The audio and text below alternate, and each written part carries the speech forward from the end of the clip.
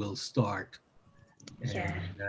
and then we'll react accordingly when the time comes, shouldn't we? I think So, that's a good plan, Tony. so are we all ready then, Jenny? We're I all think yours. so. Are we ready, Angela? We are ready to go. Take it away, Tony. Thank you. Good morning, guys. Right. So, good morning from me as well. My name is Tony Sant. I'm chairing the session, but I'm not doing this alone. The co-chair for this is Jenny Mitchum. Say hello, Jenny. Hi, everyone. Yes, indeed. And most people will also see you in other sessions because you're also co-chairing other sessions, I believe, aren't you? Whereas me, I'm lucky I'm only chairing this one.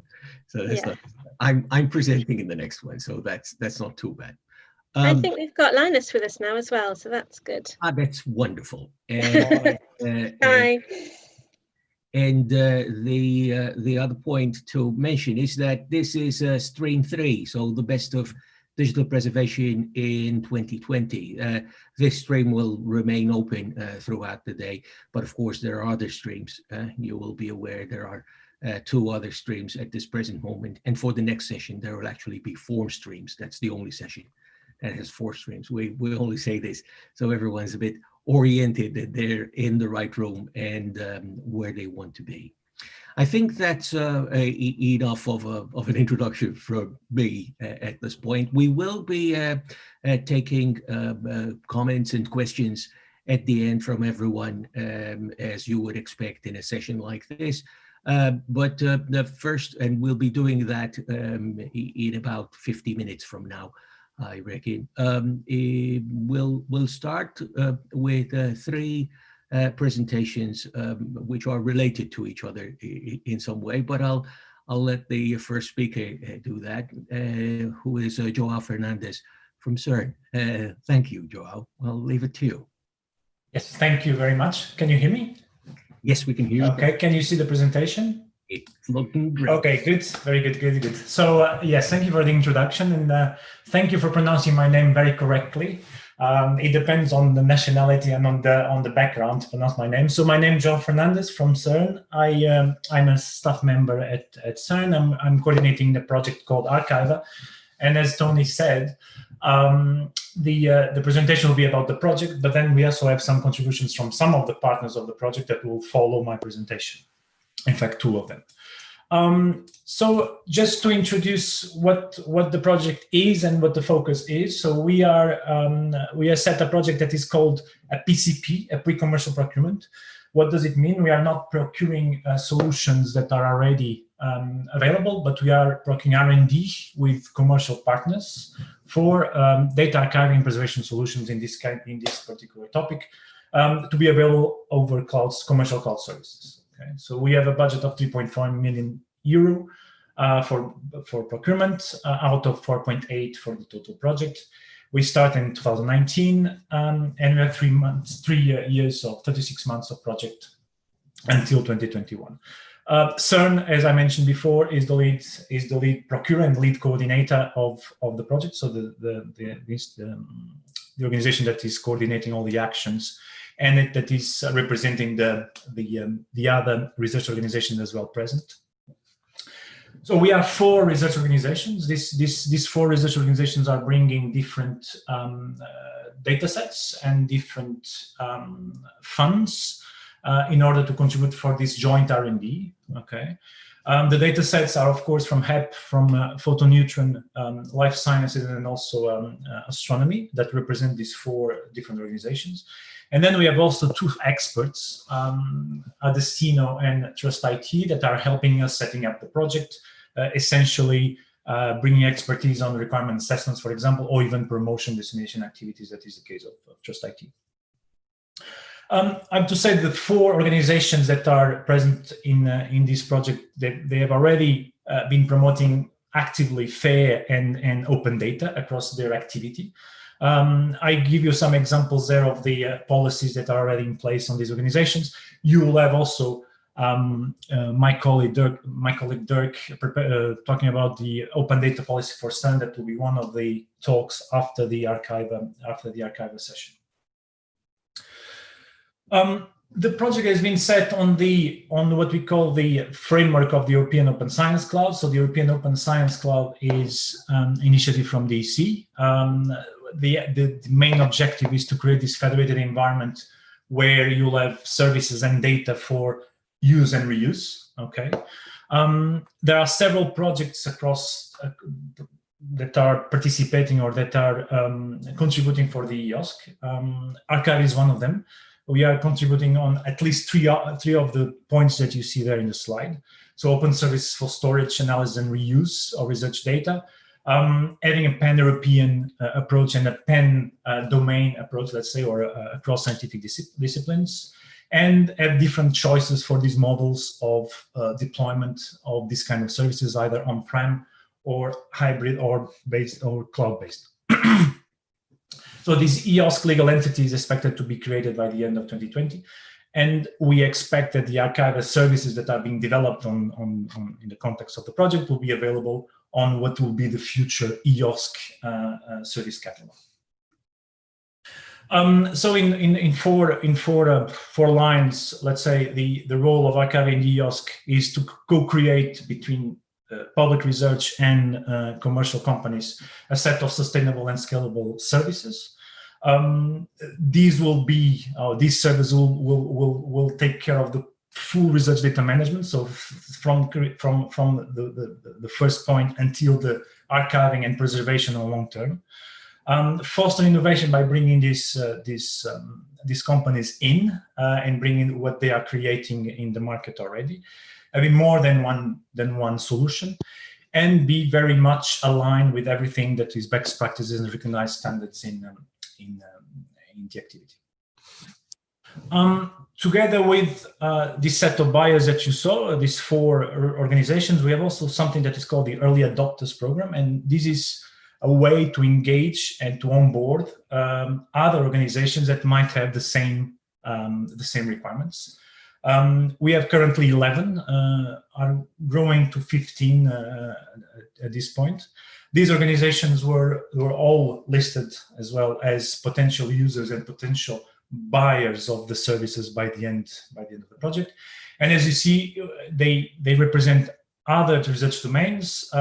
They represent even other continents, because we have RNet and REDC as well from Australia. And they will bring use cases that will help to shape the R&D that is being performed. So just to synthesize a bit what was the motivation for the project. So we know in the scientific world, on the scientific data repositories world, we know that data volumes are growing across several of the disciplines that you saw there. Most of the capabilities that we currently have are still at the basic preservation capabilities, so not on that layer that implies also preservation of all the associated products to data as well. There are concerns about technology, about lock-ins, tape, for example, for long-term preservation. The needs of disaster recovery and business continuity plans. One of the examples is, of course, the pandemic that we have all suffered with. Most of the research data is not yet published. Fragmentation across disciplines and across countries, and of course, one of the big problems is cost underestimation when we are planning all these things. So Archive will try to address some of these problems. So the services that we are wanting to demonstrate with the new project are petabyte scale, for petabyte scale of data, also of these four organizations. We'll try to profit from this experience that European SMEs, and you'll see some of them today here, have, and on the solutions that they are building. Try to promote open source, try to promote open standards, concretely test exit strategies either from one provider to the other or from one provider to on-prem. As I mentioned, to try to realistically implement and map this service against the best practices that we know that are available, and a lot of work also done by the DPC, for example. And a pan-European approach with the EOSC as the entry point for these services for research, and have a cost model that will be adapted to public research, either to public procurement cycles from these research organizations, but also to the individual grants of individual users. Without going too much detail here, because you are going to hear also about these solutions. What you see here is the scope of R&D that we have set for the project, together with when the dialogue together across the research organizations and the cloud and the commercial providers. So we divided this in 4 layers. So starting at storage, basic archiving infrastructure, up to what we call the advanced layers, when you start to get into domains like reproducibility of scientific analysis, independent of the on-prem infrastructure, etc. What you see on your right side are the initial set of use cases that each of these organizations brought to the project. Some of them are more archiving, or some of them are even more infrastructure storage oriented. Others are much more already on the preservation layer as well, like for example, the CERN Data Portal. Just a few lines about the timeline. So we started in January with an open market consultation where we converged to that view of research of R&D over 4 layers. We went from a period of R&D submission, so the companies submitted with R&D proposals. We went through evaluation and selection. We started contracts on the 5th of June. And we engaged on the, let's say, competitive execution of R&D. So we have a design phase that is ending more or less now in the next 2 weeks. We'll have a mini competition where we are going to eliminate one of the designs that was created, 1 or 2. Then we'll have the prototype phase where we are going to have already implementation. So it's a very practical approach. So we'll have a capacity and ingests of data that will be done to the selected R&D proposals. Another mini competition by the end of the prototype, and then we'll move to a pilot where we are going to have 2 out of the 5, the currently 5, with petabyte scale, and we're going to assess performance and other aspects. The project is for now set to end in December 2021. So, who are the selected consortia? And I'm very glad that some of them are here and can also present their solutions. And so we have Archivum with Google Cloud, one of the consortium, GMV, Pickle, SafeSpring, and Amazon. Libnova with the University of Barcelona, CSIC, and Garrett Associates. RIA, Data Group, and GTT. And then T-Systems, One Data, and GWDG. So these are the 5 consortia that are developing 5 different solutions, and that is competitively, and are present on the design phase. And some of them will move to the prototype phase that will start by December this year. So I finished because we have 10 minutes, and I want to give also the word to my colleagues from the company. So what we want to do with this, what we want to do with Archiver, you saw the slides, but essentially we want to answer the 2 questions that you see here. Do researchers know where to store their data for long term? And how much it will cost, either in short or long term, for them to store it? Okay. And that's what I had. Thank you. Thank you, Joao. It was under the impression you were going to introduce Robert. I can introduce the next one. So I believe the next one, if I remember correctly, is Roberta Svanetti from Data Group, and she will present, I think, the solution or the approach as well for Archiver. So Roberta, I'll give you the floor now, please. Yes, thank you very much, Joao. Could you, okay. Okay, so first of all, let me introduce a little bit myself. I represent today here the Consortium 4 that is working in the Archiver project. And I'm in work for Data Cloud, company of Data Group, an Italian company based in Trento. And today I want to give you some reflection about the approach we used in the design phase of the Archiver projects. But I want also to share with you some reflection about what we learned during this phase and what we need to share with the community of digital preservation about the challenges that we have to follow in the next year, starting from the result of 2020. So first of all, what is very important in the Archiver experience for our team is the design of a long-term data preservation as a service. We use the X instead of data because the experience with the buyers in the Archiver project demonstrated us that today long-term preservation must be able to manage any kind of data. And so I will show you some approach that we follow to develop innovation, because Archiver project is an R&D project in preservation services. And in the same time, I want to give you some reflection about the new opportunity created by the technology that are changing very faster, and that provide opportunity, but at the same time need also from us, that as a service provider, some attentions. The last topic would be a reflection about how, with a project like Archiver and the related platform, how we can sustain and engage communities and organizations in the transformation, because long-term preservation as a service means also a good interaction between the service provider and the service consumer.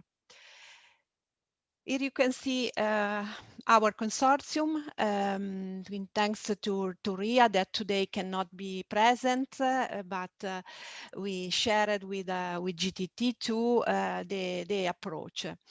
So 2020 and the Archiver experience in design phase helped us to imagine and to design new scenarios from an operational point of view, considering the use case that Joao was mentioning before. But we also take a look to the future early adopter needs. And so we, during the design, considered a context multidisciplinary. This is confirmed also by our experience as a service provider and by GTT as a cloud provider, because today the service consumer are belonging to many communities and to many industries in the case of private, but also in the public sector. And so the data is knowledge that needs to be preserved over time, and also information to redesign, in the case of Archiver, the future of the research. The digital knowledge life that you see here is the competence center area on which I'm responsible in my company, and is very interesting because the job we are doing and the research we are doing for Archiver is in parallel with the change that in my company is doing, because we started working with libraries, with historical archives, with many institutions in the public sector. But I can confirm you that there is a strong interest also in the private industry, for example, in life science, in the financial services, in fashion, related to the long-term data preservation. So data, this is our vision, and the Archiver project demonstrator that is an increasing broad set of digital resources, so not only data. We use the resources because there are digital objects, and here the standard like OIS can help us to better define what each service consumer means in terms of digital resources. So the X means raw data, means data, for example, related to a product, documents, images, object, 3D object, databases, virtual machine, audio, work coming from the web, from the social network, multimedia, and email. These are just a few examples. And so the key role of long-term preservation is to be flexible enough to manage all these categories of contents. And if we think about long-term preservation as a service, the innovation must work considering these first things, that we have to manage different kind of object and talk with different kind of community that reuse this kind of object, and then must be able to assess, to reproduce experiment, for example, in the case of archiver buyers, but reuse in the long term the data. So here you can find some of the key dimensions of a service, long-term service preservation, innovation deployment. So first of all, these require a strategic plan in the long term. This is what with consortium we have done and we are doing because needs a strong commitment, funds, investment in the long term. Define very well the services capabilities, that this impact also in the definition of a flexible total cost of model, but of course considering the organizational impact and the importance of certification programs. This is something that must be also considered together with the needs to develop new and continuously improve the current services. We have in Archiver a lot of use cases related to the basic preservation, but also to advanced data curation and data discovery. And this is what we call the key dimension for service innovation. Again, two reflections that Archiver helped us to share with you. Technology is changing very faster, but we can say that leverage and create a new opportunity for the service provider, of course. In two fields. One is in managing long-term preservation services, but in a different way. So this kind of services must be available wherever and where the service consumer require it.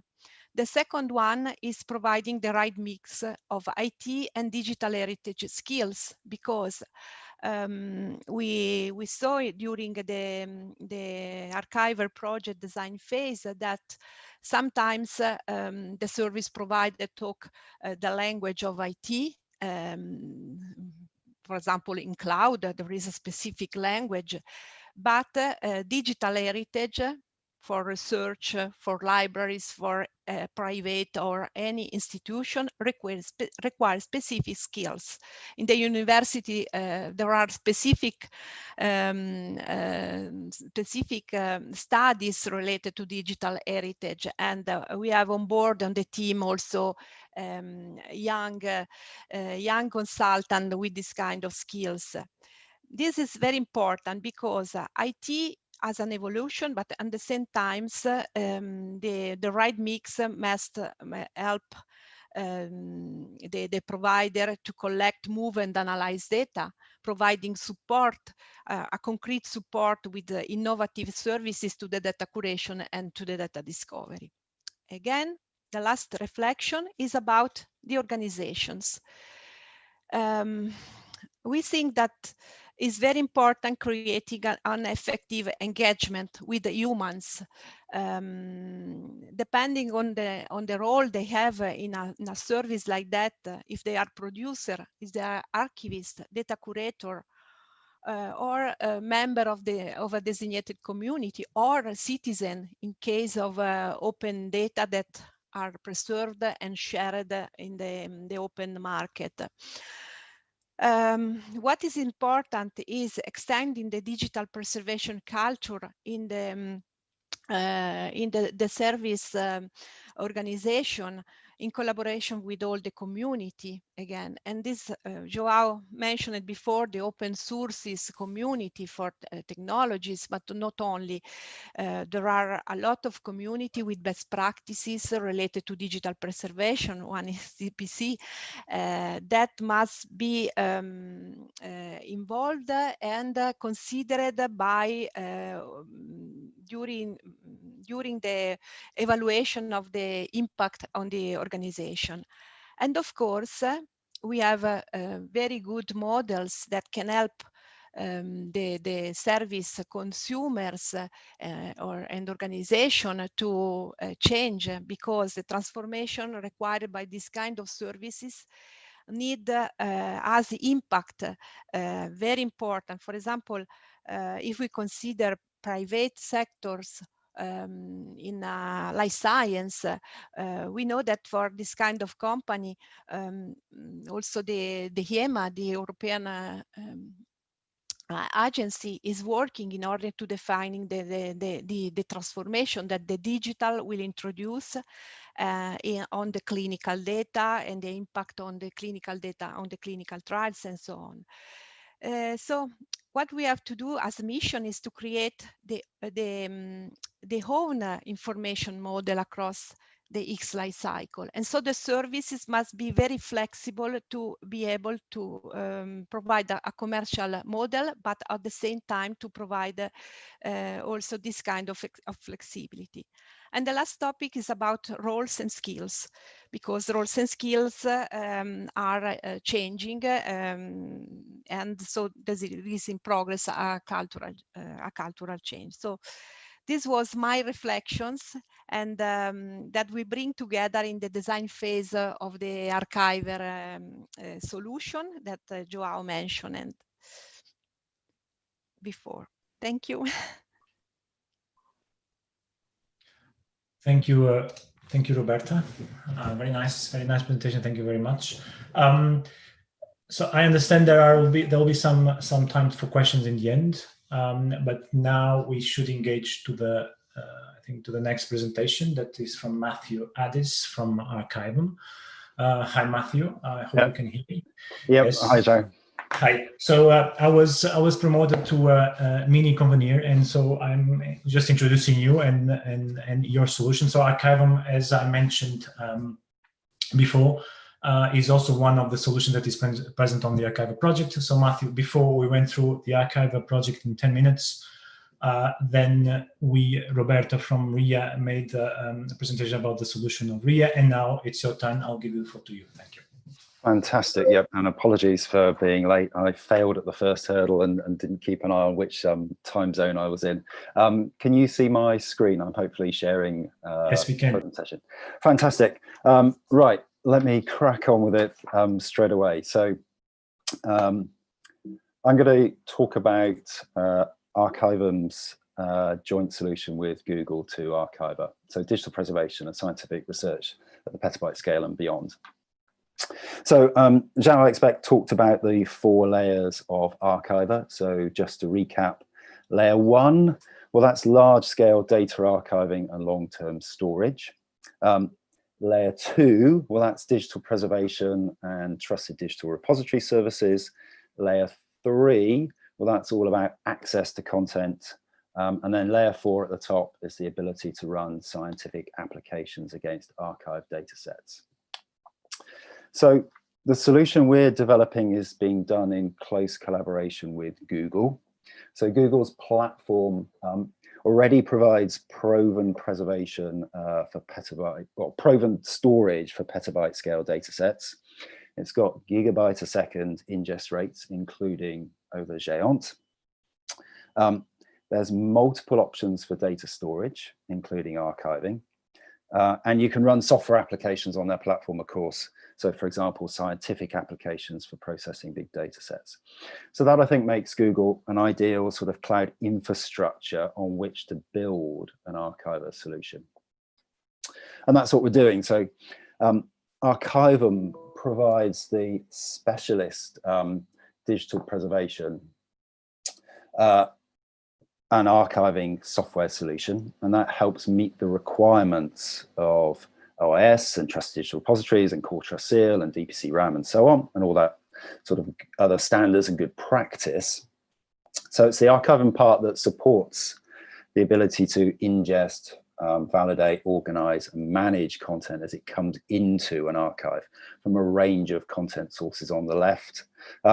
Put that content through appropriate preservation and safeguarding processes, including generating OIS packages, and then to ensure that content is searchable, discoverable, accessible, and usable for consumers both today and in the future of that content as shown on the right.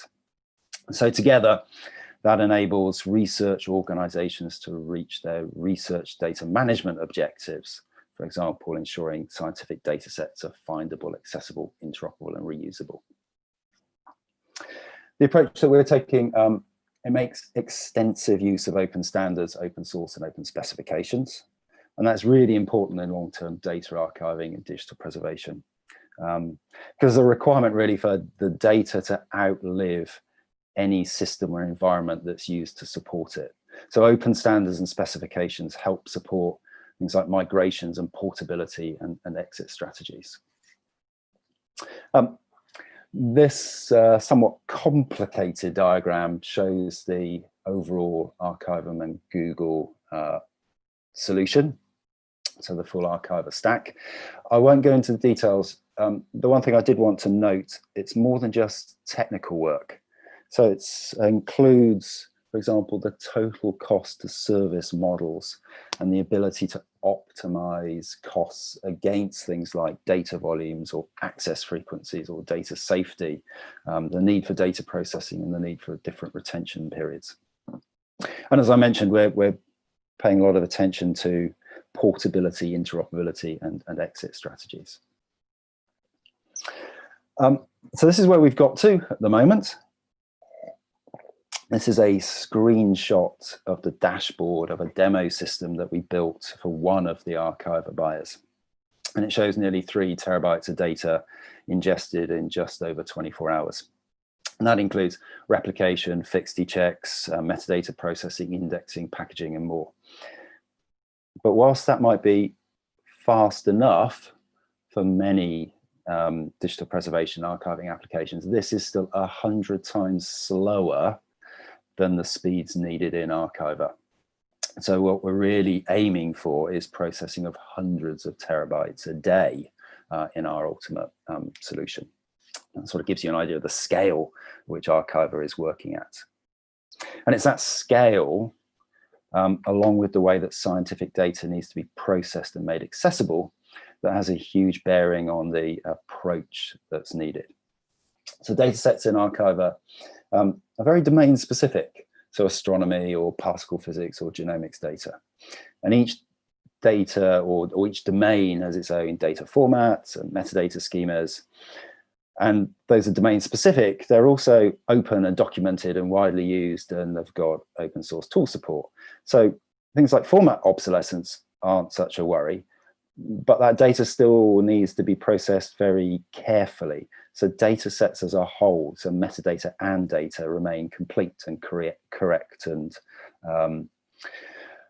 sort of have authenticity and integrity. And that's an important part of the FAIR principles, especially for data reuse. So the consequence is that large-scale data archiving and digital preservation systems, such as the one that we're building in Archiver, need to support these multiple communities, multiple content types, and processing streams. They need to be like factories. So it's the industrialization, I suppose, of digital preservation to create sort of trusted digital repositories on a grand scale. That's one of the objectives of the project.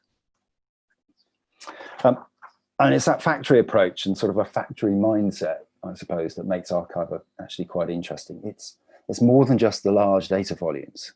It's the factory approach to preservation production lines. And it's that drives efficiency and lowers costs and makes preservation affordable at scale. And that means that more content gets preserved. So that's what we're working on now for our design for the next phases of the project. So how can we build these preservation factories that support industrial scale trusted digital repositories? How can we improve approaches like minimal effort ingest and minimal viable preservation and do that at scale to drive the costs down? How can we automate and streamline the workflows for those different content types? How can we ensure that data sets as a whole, including the metadata, meet the requirements of FAIR in the long term? And how can we bring sort of archive users and their applications to the archive, to the data, rather than the more conventional approach of just allowing them to download data sets and use them locally. So there's loads of really interesting work, I think, in Archiver that's still to come. I mean, I'll stop there, but just as a final remark, I think I'd say that Archiver, it's got the potential to make a huge impact. It's not just about scientific data archives. The approaches that the different consortia in Archiver are developing, I think, has got a huge bearing for everyone in the digital preservation community. So, I mean, I think a huge thanks to the buyers and the European Commission for making such a great project happen. And we're really pleased to be involved and looking forward to the next steps. Hopefully that's within time. A little bit rushed because I wasn't ready, but we should be on track, hopefully. That's perfectly fine. Thank you very much to you and to Roberta and to Joao. We will hopefully come back to you later on in this session with the Q&A session. And for your benefit, Matthew, I'm Tony Sand. I'm chairing the whole session, whereas Joao was kind of, convening the bit relating to the archival project. Right, and so we go back to CERN, this time with Dirk Duelman, who is preparing an open data policy for CERN. Dirk, you can share your screen now.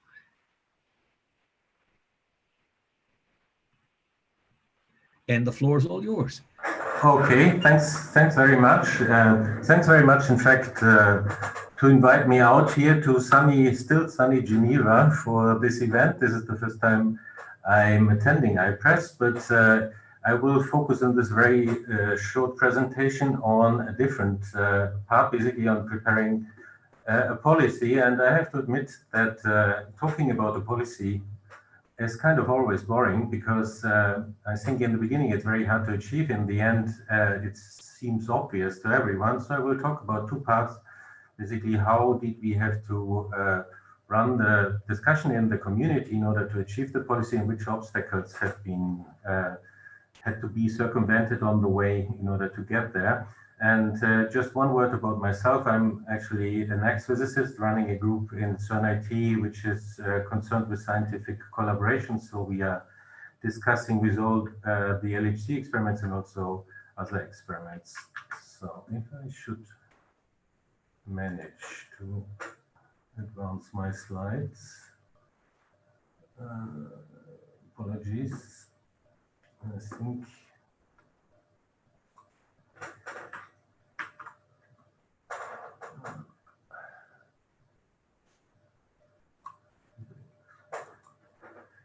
Apologies.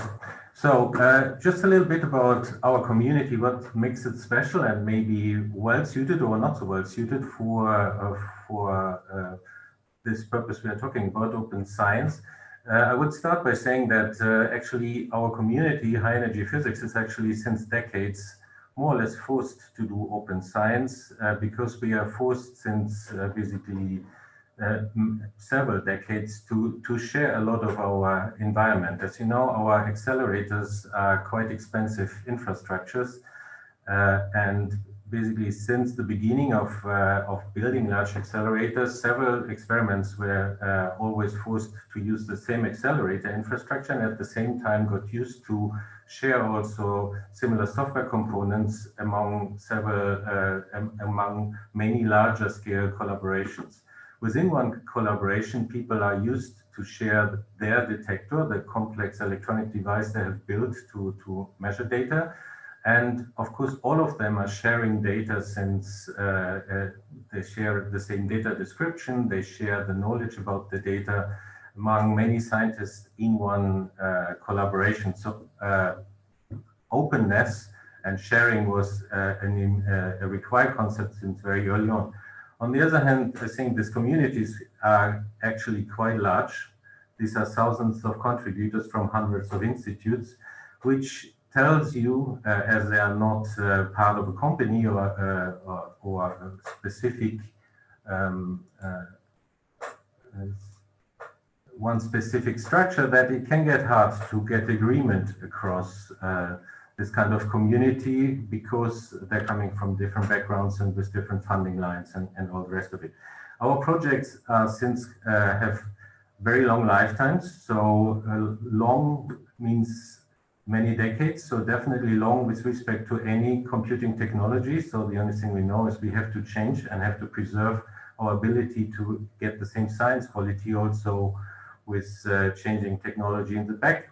And we also need to preserve the knowledge about the data and the infrastructure we are using, the detectors, between many generations of students. So knowledge preservation is definitely very key to maintain quality science in the environment of high energy physics since long. So this sounds all very good, but there's also another aspect which comes from the fact that all the experiments are running at the same infrastructure, because several experiments will, by running at LHC, compete with each other intentionally, and this is intentionally in order to compare results from different collaborations taken with different backgrounds, with different ideas, with different technology implementations. So there is something which is friendly competition between several independent collaborations. And I think any kind of policy which is put in place has to make sure that this competition, which is intended, does not get disturbed by new policies, changes to how data is becoming available. And this is exactly what I will discuss in a little bit more detail. So, so far, there's several concerns which we had to address by the policy. One is that within one collaboration, there's a very high quality standard with respect to the quality of the publication which comes out of a collaboration. There's a long and very painful process of scrutinizing the results. And one of the potential worries is that opening data will make this, of course, impossible to apply the same quality standards. So that had to be discussed and addressed in the open data policy. Another one, which is independent, is more resource related. As you probably know, the data sets kept for LHC scale in the order of hundreds of petabytes already. And I think opening statistically relevant data sets means opening large data sets potentially, and this creates resource tension between the current program, what the experiment does at the moment, and the infrastructure which is required for presenting open data to participants from the outside. And so this is something which needs to be addressed either by policy or by incentives in order to make sure that preservation and opening of the data is happening.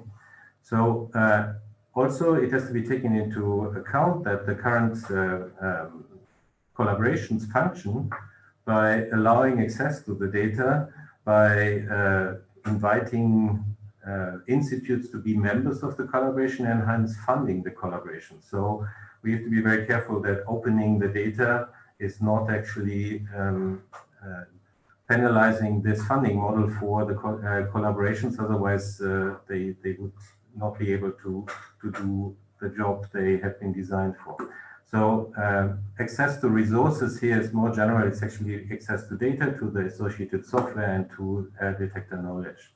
And I would just like to say that before the LHC program has started, no explicit funding incentives for preservation have been, or for open data have been in place. And actually the infrastructure the lab, a lab like CERN would take over the maintenance, the long-term preservation of the bit streams from the experiments without an explicit funding line today.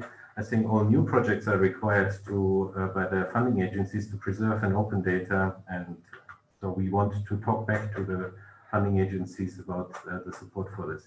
I will not talk a lot about technologies, but on this slide I would just like to mention that suitable technologies are in place for providing open data to the community outside of CERN. So we have a CERN Open Data Portal, which is in place since 2014 and has data sets to different amounts from different of the LHC experiments, and actually also experiments which are not part of the LHC program directly.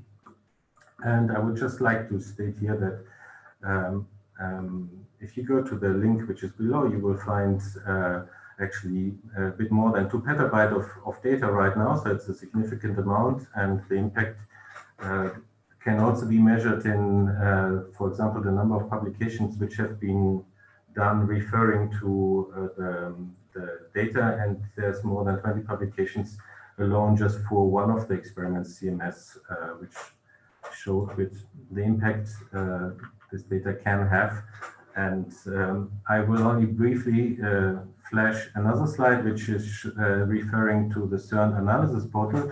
This is now more also used inside of CERN. This is basically keeping track of all the analysis, or it's supposed to keep track of all the analysis. It's not that complete yet, but this will allow to figure out which data, together with which code, has produced which analysis results, so that together with an infrastructure which is called RIANA, we can re-execute analysis which has been done in the past and see whether it still arrives at the same results, which of course is a very important internal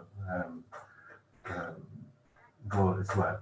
So getting back to the open data policy, we got at the end of last year all the LHC experiments together, which all had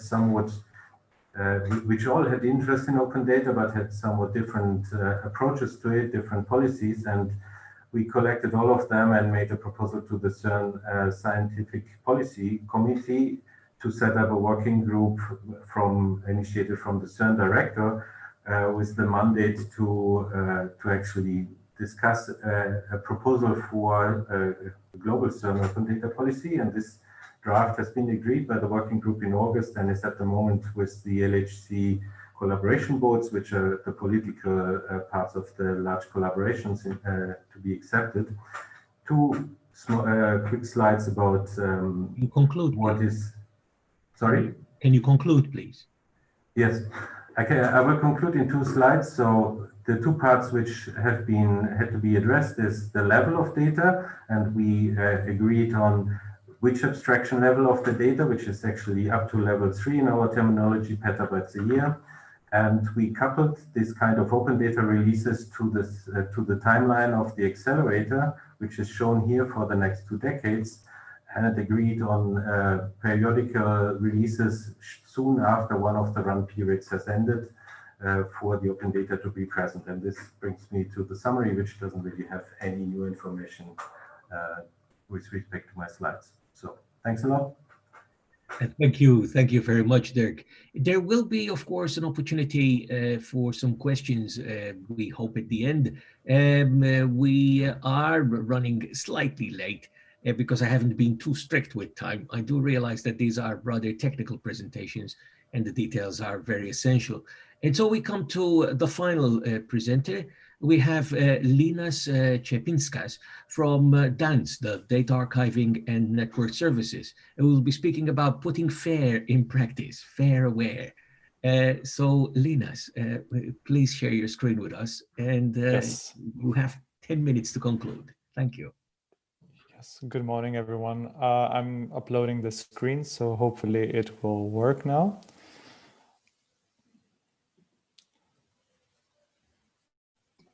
And if there are questions, please do keep them coming in the chat box. And at the end, we will put them through to all the speakers, of course. Yes. Please let me know if you can see the screen. Perfectly. Yes, okay, great. Well, good morning, everyone. My name is Linus Šipinskas. As Tony has introduced me, I work for DANS, which stands for Data Archiving and Network Services, which is the Netherlands Institute for Permanent Access to Digital Research Resources.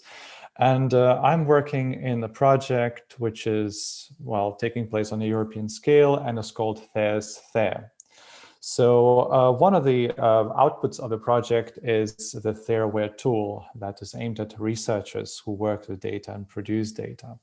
So today I will briefly discuss this tool and what are the benefits of it. And maybe you could also share this in your circles and promote this tool. So FAIRS FAIR as a project offers practical solutions for the use of FAIR principles. FAIR stands for findable, accessible, interoperable, and reusable. This has been mentioned so far by some of the presenters already. The main objective of our project, FAIRS FAIR, is to also accelerate the European Open Science Cloud, known as also EOSC. And by opening up and sharing all knowledge, expertise, training, guidelines, and tools that are related to FAIR matters. I hope that you can see the slides. I'm advancing them, but I'm not sure if you can see that. It looks like you're not presenting your slides yet. We can just see like PowerPoint. Have you gone to start your slideshow? I believe so. Right. Just click there and we'll be fine. There we go. Does that work now? Yeah. Oh, wonderful. I'm sorry. Well, so the project has started in 2019. It has a span of 3 years. So from 2019 to 2022, we have 22 partners from across of Europe. Eight European countries are involved, and DANS is the project coordinator.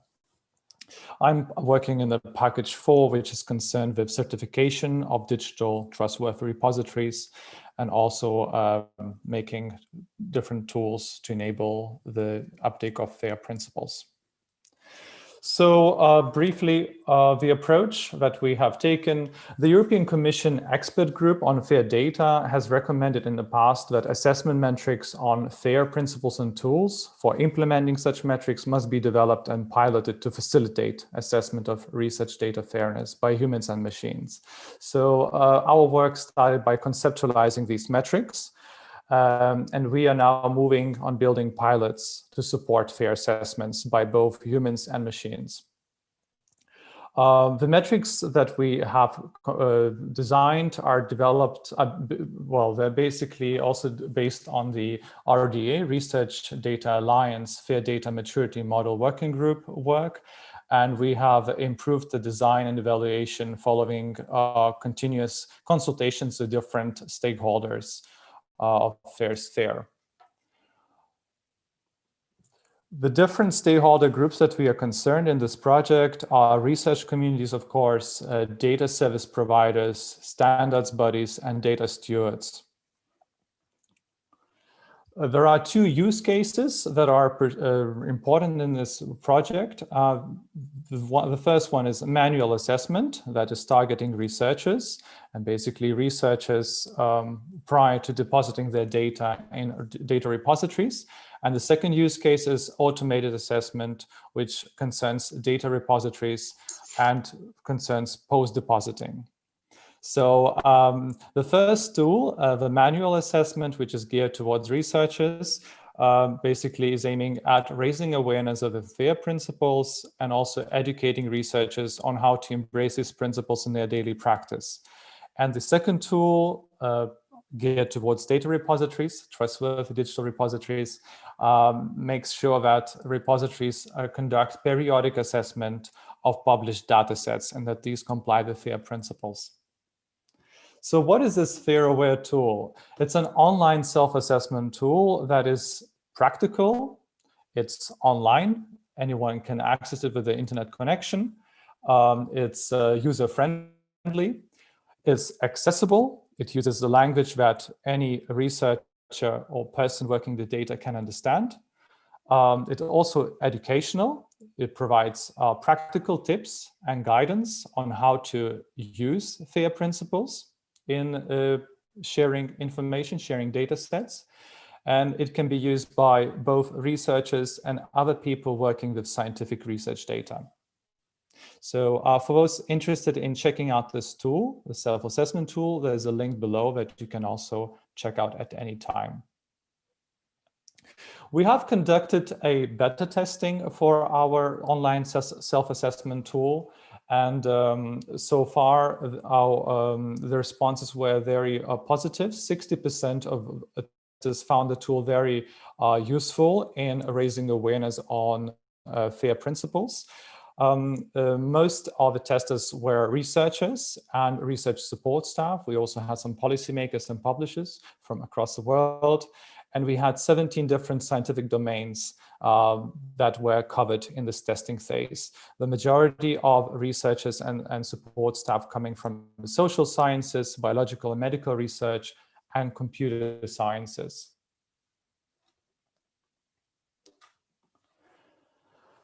So what are we aiming at next? The implementation of TheorAware tool, the online self-assessment tool, is based on 3 principles: adapting, transforming, and reusing.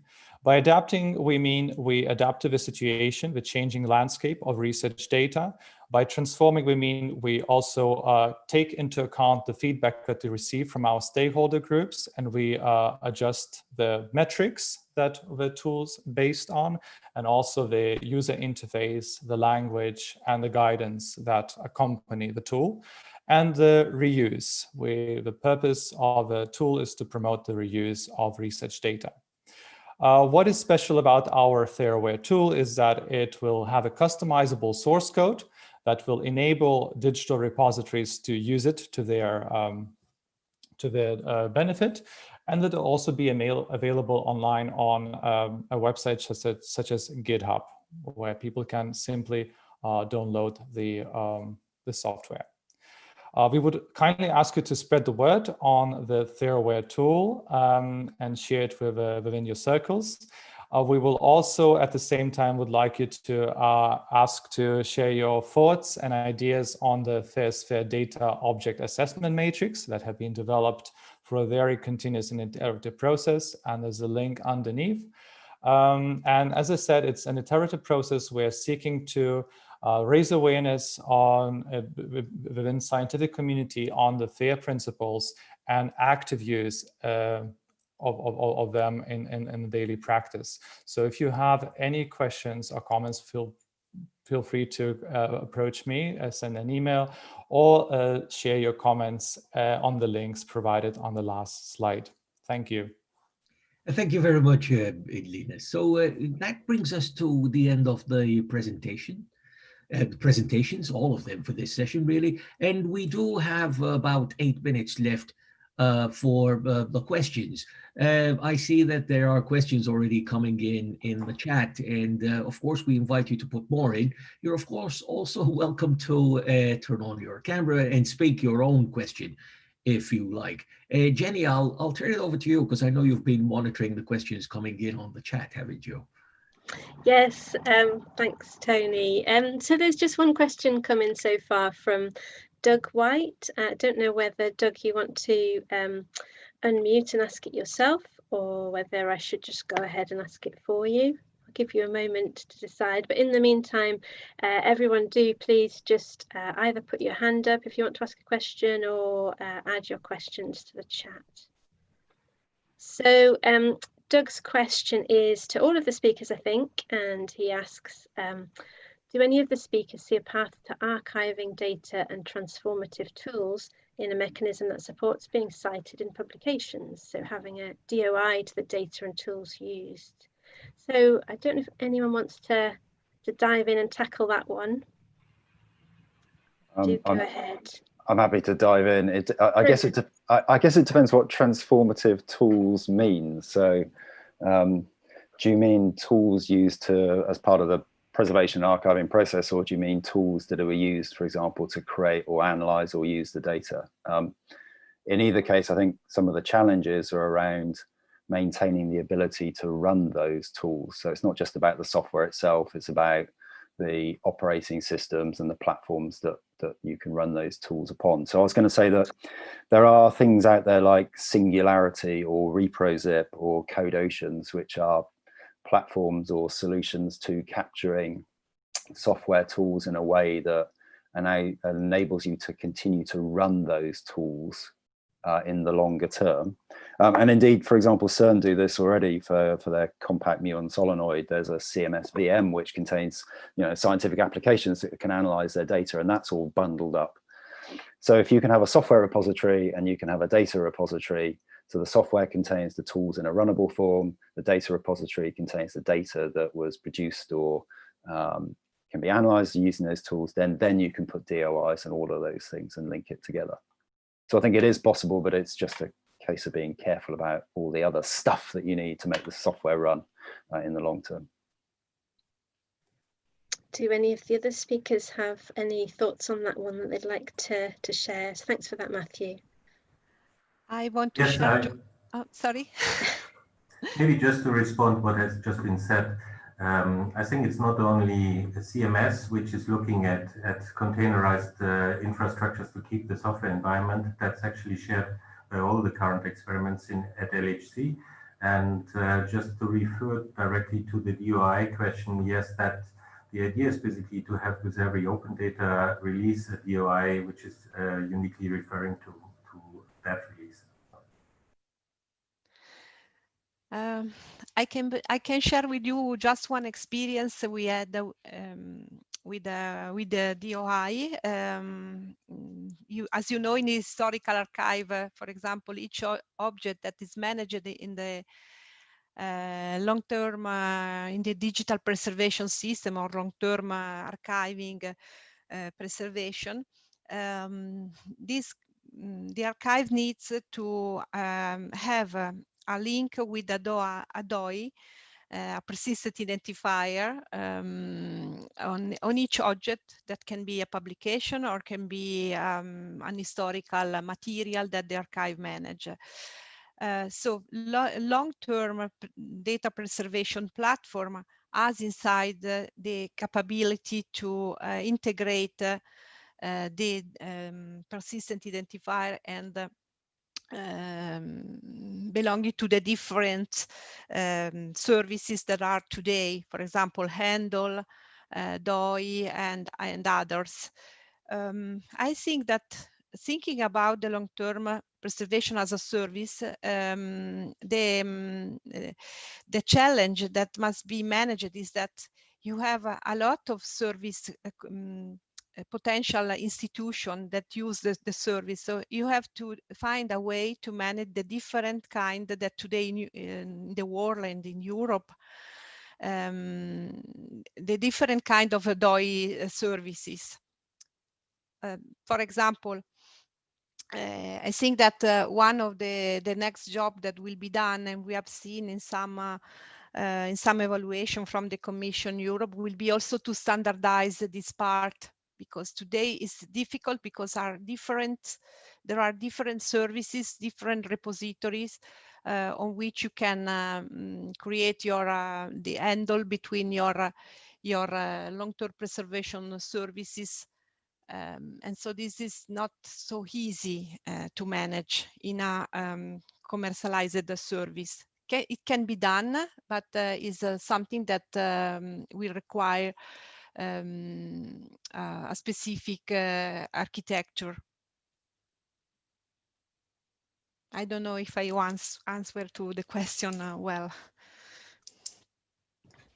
Well, thank you for that perspective, Roberta. Sorry, Jenny, I'm minded of time, so we only have about 2 minutes left. We could, of course, I don't know what your plan was, whether you wanted to go forward with this question or whether we wanted to invite perhaps one more question. That's entirely up to you. Yeah, I mean, if anyone else has a quick question, preferably one with a yes or no answer. We have about 1 minute left, so do fire away. Seems that Doug is happy with his answers, so thanks to those who answered that one. So that answers your concern, Roberta. You know, whether your answer was what Doug, perhaps, who originally asked the question, you know, was after, wasn't it? Well, it looks like those of us for whom it's mid-morning now are looking for some sort of caffeine fix, at least those of us who are caffeine junkies. Perhaps others, have a more healthy taste than that. I don't know. You never know really with these things, do you? We are now about to stop this session and go to the break. So thanks again to all our speakers. Thanks, of course, also to Jenny and Angela for running this session with me. And we hope to see you again at another session later on during the day or in the next 2 days. If you wanted to give a round of applause to our speakers, either turn on your microphone and do it now, or you could perhaps use the reaction button at the bottom, as most of us possibly prefer to do. Thank you all very much. Enjoy the break. The next session starts in 15 minutes. Yes, thank you very much. Thank Thank you for you. the excellent presentation. Yes, thank you. Thank you. Thank you. Thanks, everyone. Bye. Bye.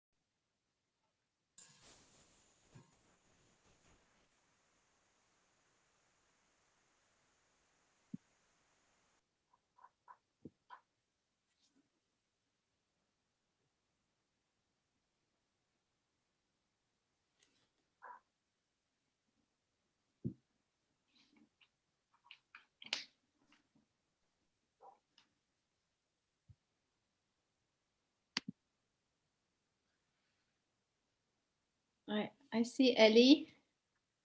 I'm the chair of this coming session. I think I have some speakers are here already. Hi, okay. Hi, Ellie. Right. Yeah, fine. Great. You're all set? Yeah, I've got the presentation here, so I just screen share it as normal. Is that the thing? Good. Your name, is it correctly Pridgen? Pridgen? Yeah, Pridgen, yeah. Pridgen. Okay, perfect. Good. Let me see if someone else is. Yes, I'm also here. I'm Roxana Maurer. I have the one before last. Okay. Hi, Roxana. You're also all set? Yes. Good. Perfect. Oh, yeah. Yeah. Hello. I'm the technical lead for your session. Hello. Just say the word if you want to practice the sharing so I can stop sharing this break screen.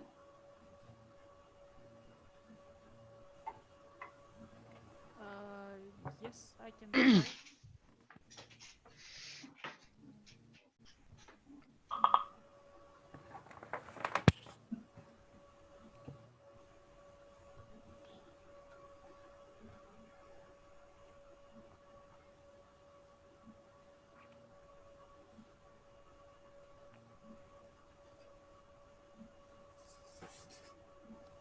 Then, oh yeah, Achim. I see Achim.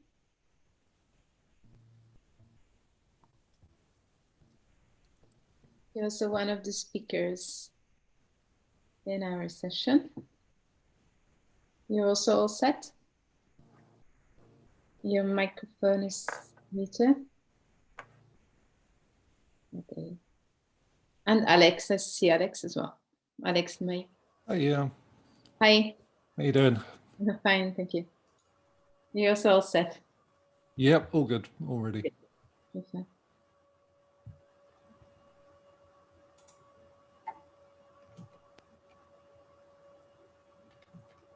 So you saw, just for the speakers, you saw that you have approximately 8 minutes time, but we have 15 minutes Q&A. So even if you are a bit late now, we saw in the previous session that should work. But I still have, a bell in case you're running really too late. I will ring the bell.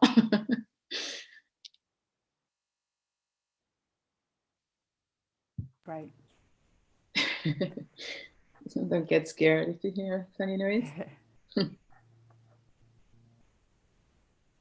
And the idea is also that you will get one question after every presentation, and then maybe more questions afterwards. But we'll see how the chat is going.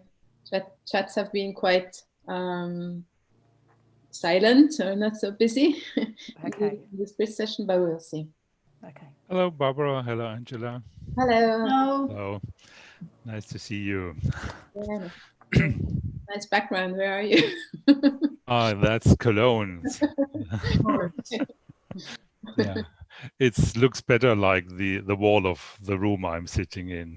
Yeah, no. My Mac is too old. I can't put the background. Yeah, it's a nice kitchen as well. I'm glad you found the right Zoom links, Achim. Sorry. Oh yeah. Yes. Actually, I haven't received that joining me mail, so I had a little bit panic this morning where to go. I can So, imagine. but finally we managed it. Lina Maria gave it to me, so I'm happy to be Good. here. I'm glad to see you. Yeah.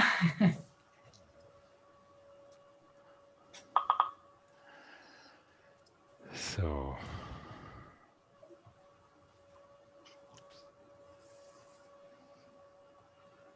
I've just said if anybody wants to practice if the screen sharing works, just give me a shout and I will stop sharing the break sign.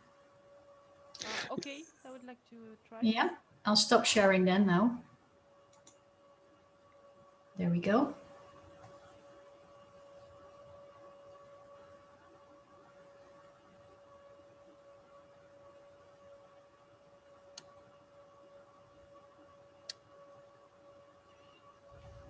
So do you see it? Yes, we see it. Yeah. Oh, okay. Yep. We hardly can hear you though. Maybe you can speak up a little bit or put the microphone closer. Is it better now? A little bit, yeah. Or am I the only one, Barbara? No. Very soft. You can turn it up a bit more, I think. Yeah. It's possible. Okay, I'll try to speak really loud. Yeah. That's better.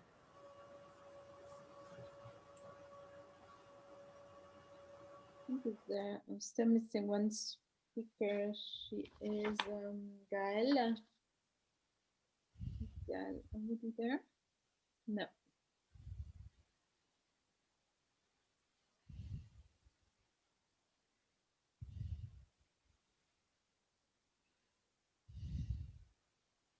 We still have 5 minutes, don't we?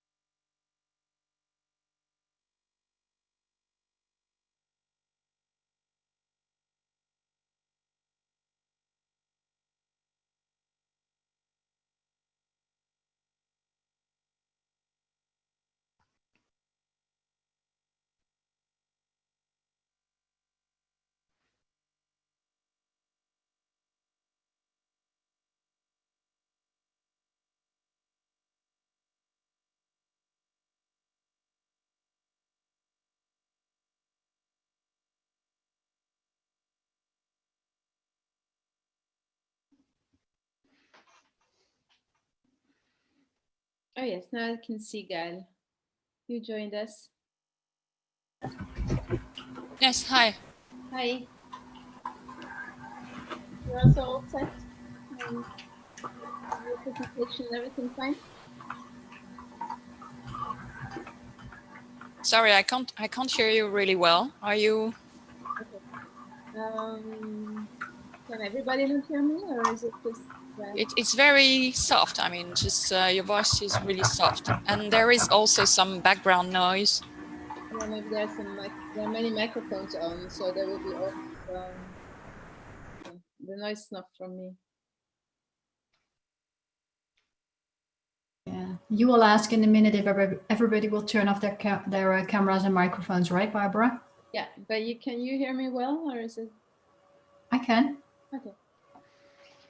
It's better. Okay. That's just when too many are connected.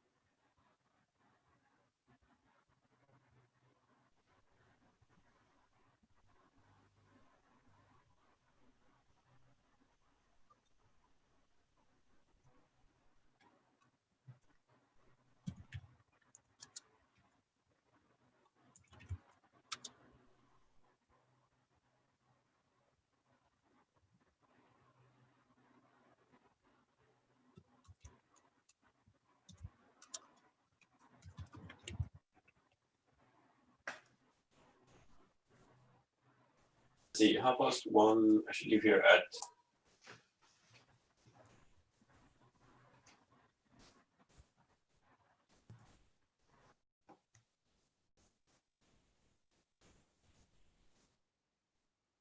Okay. It's 11:35. We start on time. I'm in Switzerland, so you know. Okay. I think the numbers are still increasing, but we start. Hello, everybody. My name is Barbara Signori, and I work at the Swiss National Library in Bern, and I'm going to be chairing this session today, this stream actually today.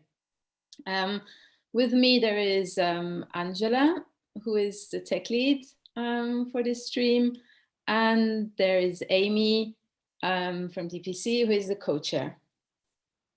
And we are, just to remember, we are in the stream 3, of the second session of this first half day. And the theme is Best of Digital Preservation in 2020. So this is all about the challenges of the ongoing year we have been facing in digital preservation. If you are in the wrong room, you just are in time to change it. And I'm sure Angela already wrote the links of the other Zoom rooms in the chat box. Okay, we have about an hour together with 5 presentations. All the speakers are here already, so that's perfect. And we have quite a tight time schedule. So I thought we have this short introduction. We have the 5 presentations of, we said 8 minutes maximum. And if someone is getting really over the time, I have this little bell. I also have a bigger cowbell over there, but I don't, it's really big and loud. So my neighbors will come down. That's not a good idea. Yeah, and normally we should have 1 question after every presentation. There should be time. Amy, the co-chair, will be looking at the chat and will pick out the questions. Please do write the questions into the chat so that we can have a good discussion. Yeah.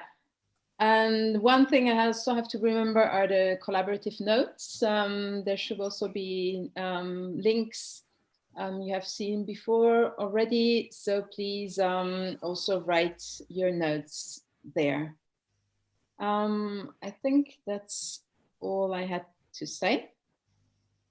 And then I would say we start right away. So the first speaker is Alex May. Oh, sorry, I forgot to say that you have to turn, or you should turn off your microphones and your cameras when you're not speaking. Yeah, exactly. But now, Alex, please, you have your video on already and you can put your microphone on because he's giving us the first presentation, Alex May from Alex May Arts. I give you the word. Thank you so much. And thank you everyone for being here. It's a great pleasure to be able to introduce this project to you, which is something that I've been working on for 18 months and was released earlier in this year. And it is an artwork about the issues of digital preservation with a leaning towards digital preservation in art and digital artwork. So I'm Alex May. I'm an artist based down in Brighton in the UK. And I've been working for a very long time with digital technologies, wide range of them. And this has some very difficult propositions for the idea of preservation. I mean, especially, you know, work with robots. And I wish I had the other slide, another robot that we did, because we actually developed it in Switzerland with Schindler. And we just, that was another project we just finished this year. But I wanted to illustrate the kind of challenges that I'm kind of facing. So this is another project, Archaeabot, which is an underwater robot artwork. So not only have we got all the usual problems of keeping technology running and keeping the artworks running and keeping the digital sort of data flowing and understandable, it's also underwater. So we've also got water literally attacking the data. And this is kind of where I kind of came to the issue of digital preservation just by kind of necessity. I was developing all these different kinds of artworks and all these kind of different technologies, and they were becoming an issue to maintain. And I realized that there was this underlying kind of issue of trying to keep these things running. I mean, you know, you update your computer and suddenly the whole artwork stops working. And I was spending more and more time maintaining and less time on actually making art, which isn't really, for an artist, isn't a very sort of good situation to be in. So it sort of really became this kind of stream alongside my sort of practice of sort of discussing this and kind of raising the issue to other artists and arts organizations.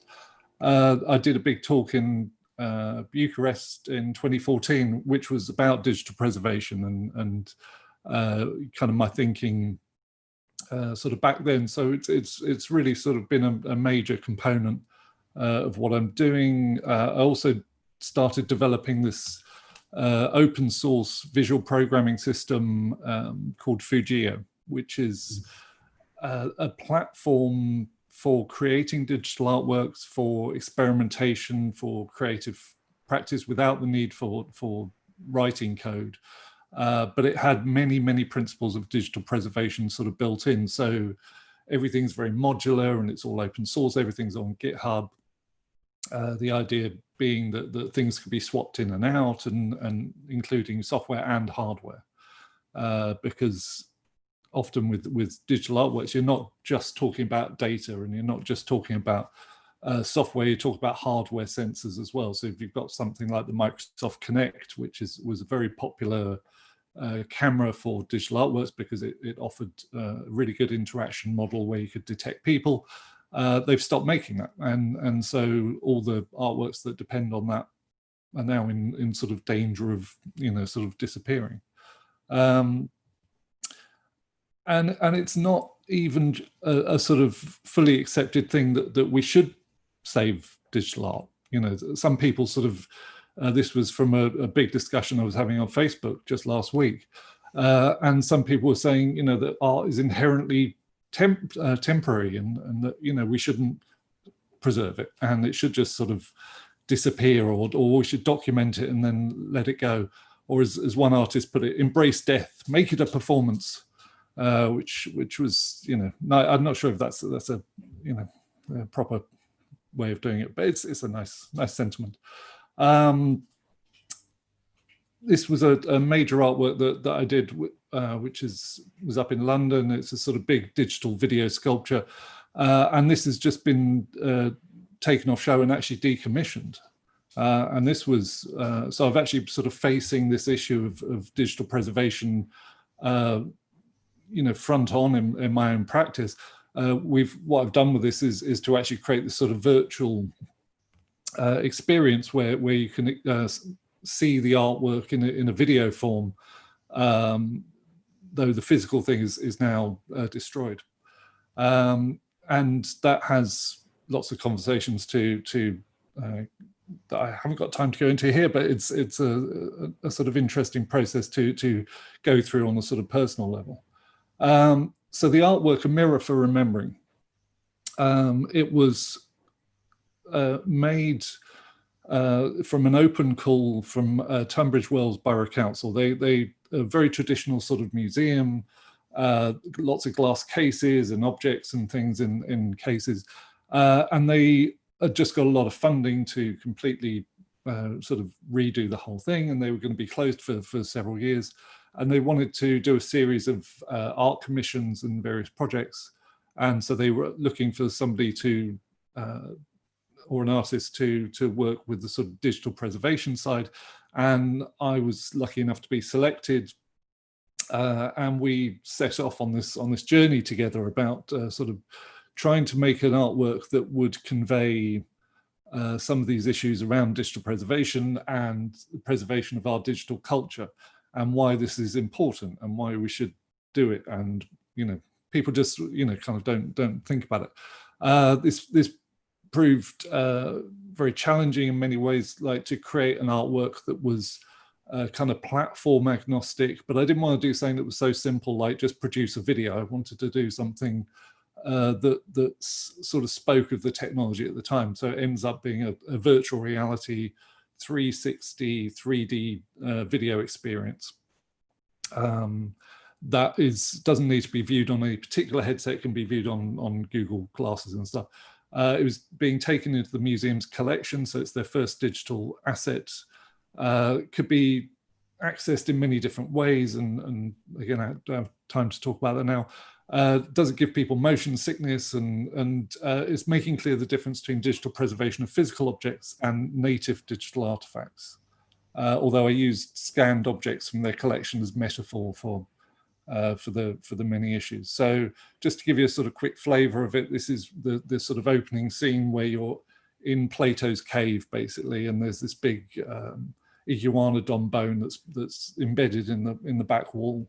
And this, in real life, this iguanodon bone, excuse me, is actually broken into 3 pieces, and I digitally reconstructed it and created this sort of virtual artifact that was that you could see in 3D, you know, in kind of you know, in a way that you couldn't with the actual thing. And then I went a step further and built this sort of big bone temple that you actually go inside, and you see the 3 parts of the bone kind of on show as inside this thing. And all of these settings are kind of ideas of museums of the future. So there's a museum of the discarded, which is just full of all the trash and all the discarded coffee cups, because if we don't preserve our digital culture, that's going to be all that's left from, you know, for archaeologists to find in the future, and they'll go, these people are obviously living in the plastic age. This sort of defines what they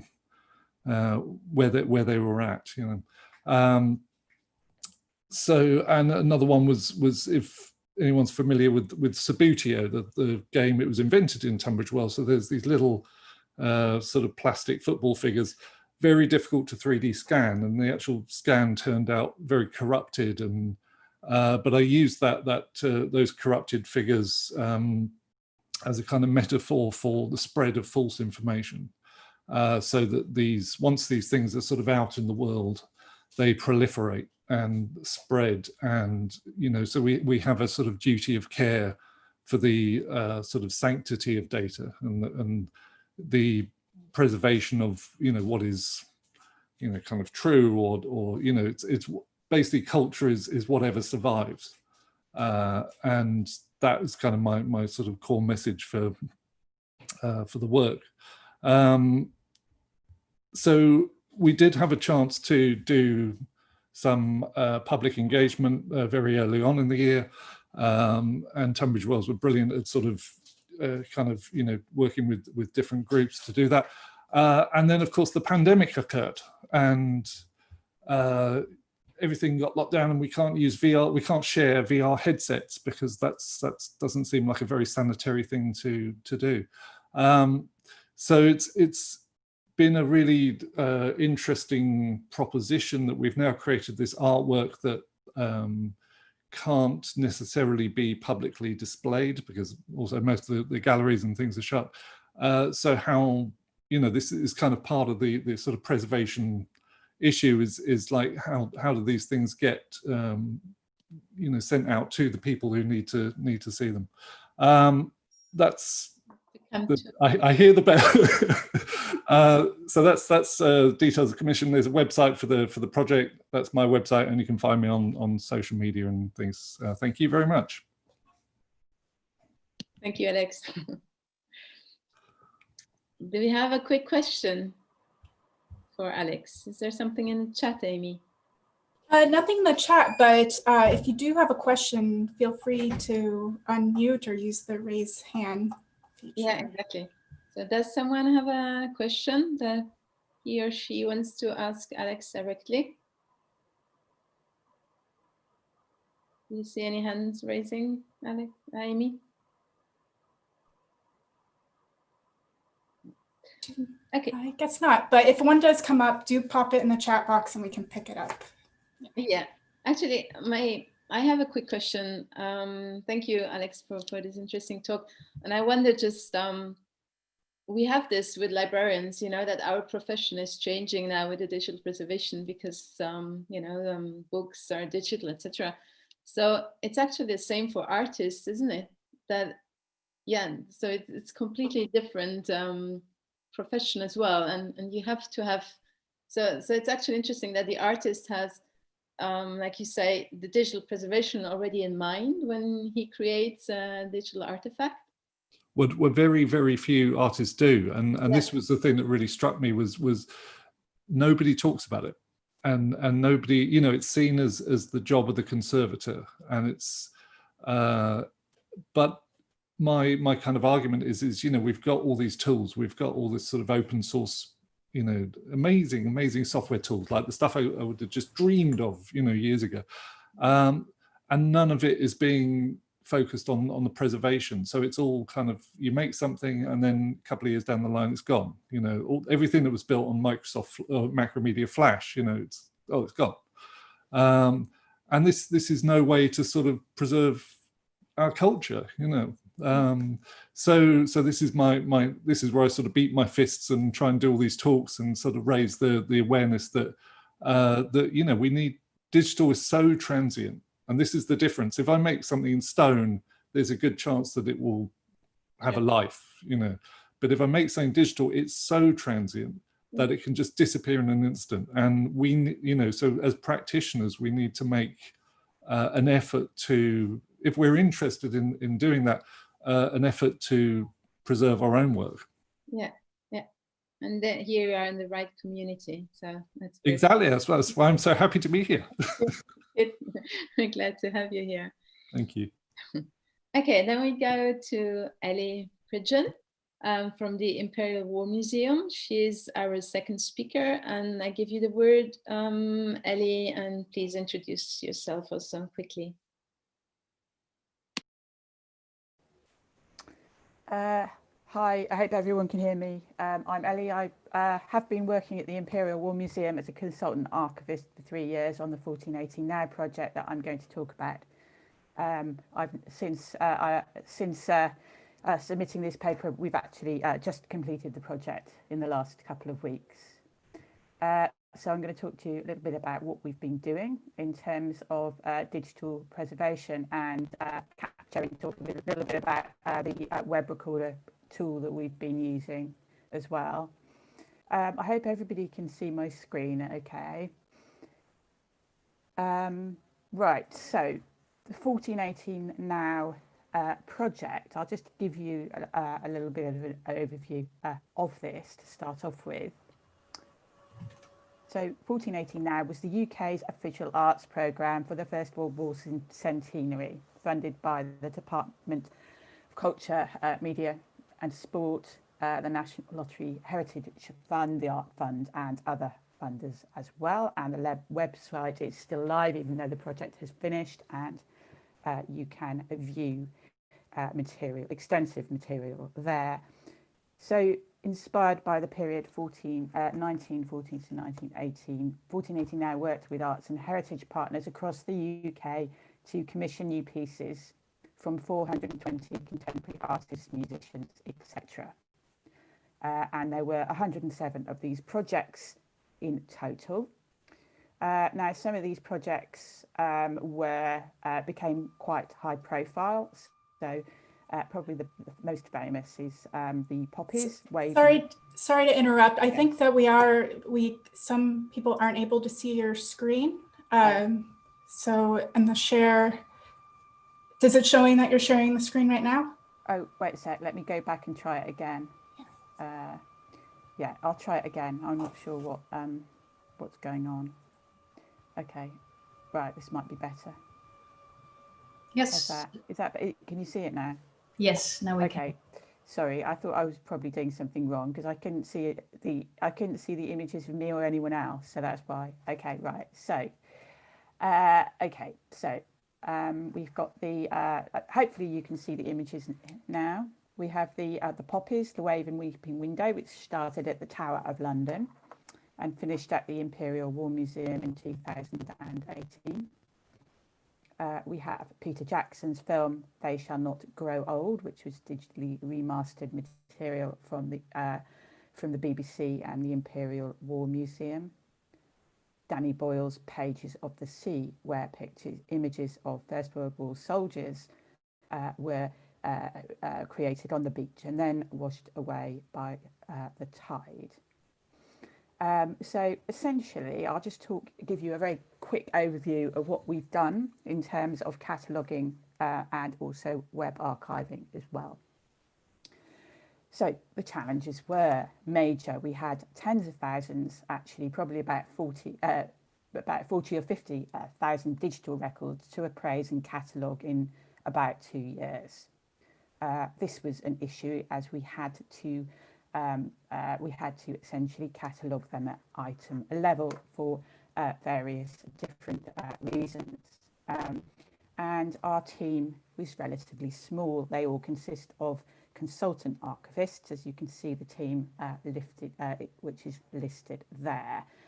So it was impossible really for us to create these tens of thousands of detailed records in AdLib, the collections management system, in the time frame.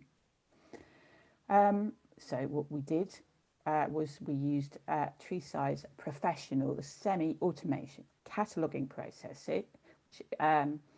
and essentially we were provided with a ISAG compliant Excel template by the Imperial War Museum, who are essentially running the project. As you can see here, it has about, for those of you who are familiar with these types of spreadsheets, mainly archivists, I imagine it actually has 84 different columns that we had to populate.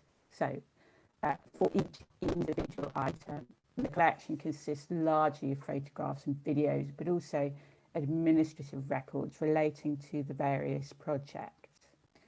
For each project, of which there are over 100, the material was then exported into the AdLib, the database. You can see it here. And it then sits in an open archival information system, and also within the Imperial War Museum Digital Asset Management System, the DAMS system here, although there were several issues because DAMS does not recognise certain file types, including WARCs and doc files, so we found out. So these will sit outside DAMS for now. The other item, which I'm going to finish off this very short talk with, is we were one of the first organisations to use Web Recorder. Web Recorder is a suite of open software projects and tools used to capture interactive websites. And the Web Recorder produces these WARC or web archiving files, and Web Recorder will replay your website as accurately as possible.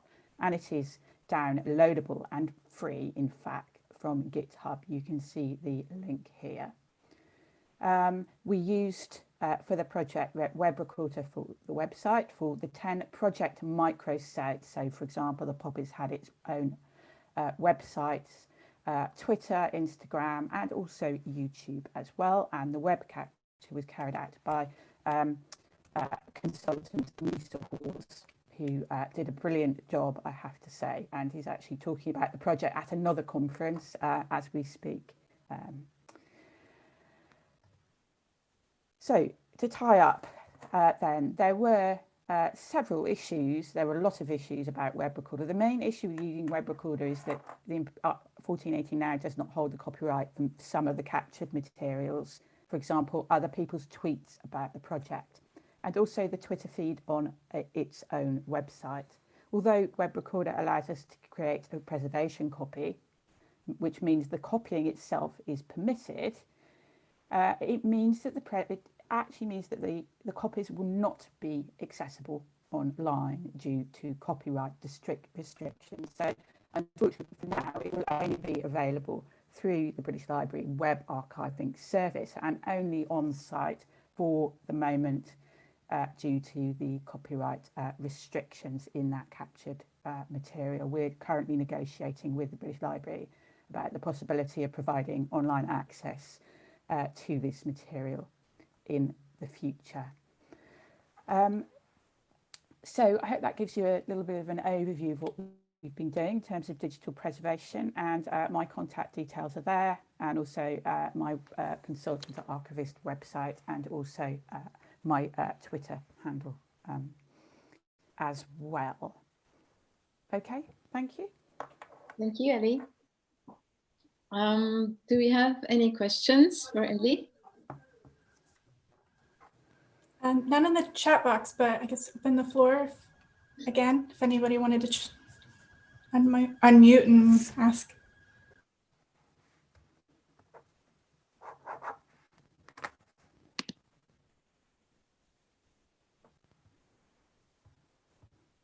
No. Don't see anyone. Oh, we do have one. Have you integrated any automatic appraisal tool? So in terms of no, essentially, and the issue with this project is that we didn't actually know that we were going to have to do this. It was the government in about 2017. The government made the decision that it wanted the program archived, and also records management undertaken for the project. And in fact, none of this had actually been happening as we went along. The archivists came onto the project relatively late in 2017, just essentially, you know, about 9 months before the project wound up.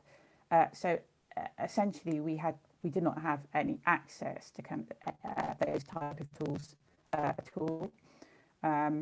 So essentially, you know, we were very limited. I mean, when we were brought on, we knew almost nothing about this process of digital archiving at all. And essentially, we had to, you know, seek help from the Imperial War Museum itself. But there was, apart from the web recording, which was outsourced to ANISA, there was very little for us in the budget to do anything additional in terms of records management. And so there are some more questions. Is there one we can directly ask? Or are they longer ones?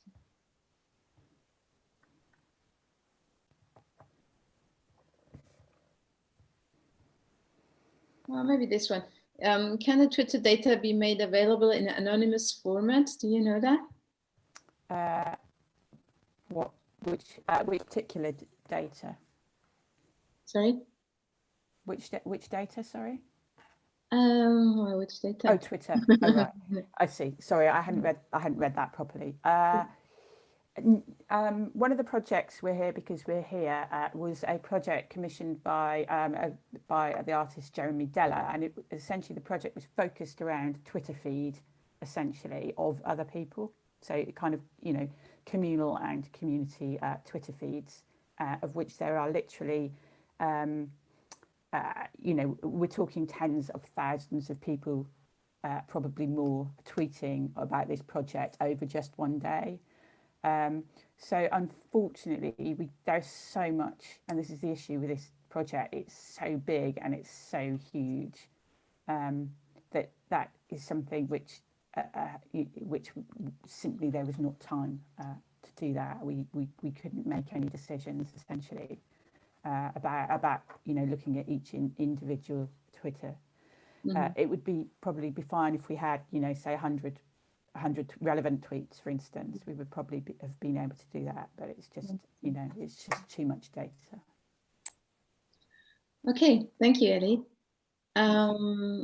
We go to the third presentation, which is from Achim Oswald, Dina Maria Zangerl and Martin Jordanidis from the Nestor Working Group on Personal Digital Archiving.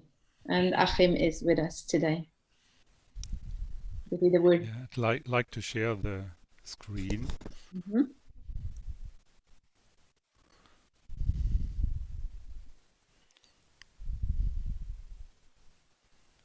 So, do you see my slides? Yes. Oh, thank you.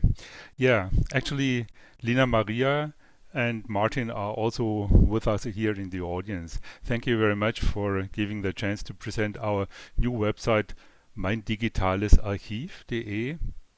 It's a new website on personal digital archiving for everyone speaking German.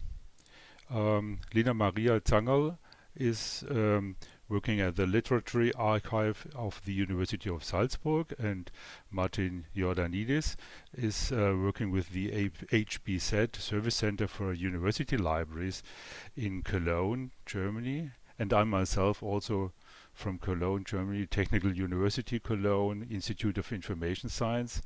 And to reference to Cologne, I gave the skyline of Cologne at the background. Well, this is the starting page of our new website, Mein Digitales Archiv, just to give you a introductional impression. And this website, which means Mein Digitales Archiv, means in English my digital archive. I think most of us would be able to translate that easily. It's a website developed by our personal digital archiving working group, which belongs to the Nestor activity group in the German-speaking countries. The objectives of our plan was to apply professional preservation principles to everyone's personal digital data. And by doing that, we like to provide comprehensive and suitable information for daily use. And by the way, we like to raise public awareness for PDA in general. The consequences of this were providing recommendations, for example, for selection criteria, storage concepts, software action, and so on. And we also have to use German language to reach the public of our audience. The website has been launched in January 2020 this year. It is used or it's using WordPress as platform. It's hosted by a commercial service provider. And the website development has been provided, financially supported, by Nestor, the network of expertise in long-term storage of digital resources in Germany, but also reaching out in the German-speaking countries around us. Who are we, the working group on personal digital archiving? It's a group of library and archive staff, as well as other information experts from Germany and Austria. We are working on the topic of personal digital archiving since 2016, and we are all supported by our individual employers and, as already mentioned, by Nestor. Who is the target group of our activity? It's first private individuals of every age, and de facto the general public. But most of us think about elder people doing some archiving activities, but we also target on young researchers in all disciplines, especially related to the topic of file management. And we are looking at libraries and archives as training centers in information competence and in providing digital awareness. By creating our website, we challenged the problem of simplification, because digital archives are quite different. So we did not really know where to start, because we had very many technical facts, say too many of them. And the result was the idea of dividing the access to the topic by creating personas, stories, and a section of information and tools. And by doing this, we had in mind different attitudes of users, newcomers, pragmatists, and fact-checkers. But everyone can switch between these different attitudes from time to time. So let's come back to the website, and I'd like to start a short a quick walkthrough through the website. If you'd like to go into detail, you have to use the website as anyway. Oh, sorry, this was not the way it should work. Now it starts, yes.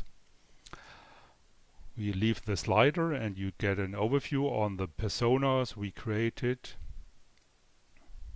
And we switch to Helena, where we go into detail. Helena is described as a person, as a persona, and we are switching to her story and activity.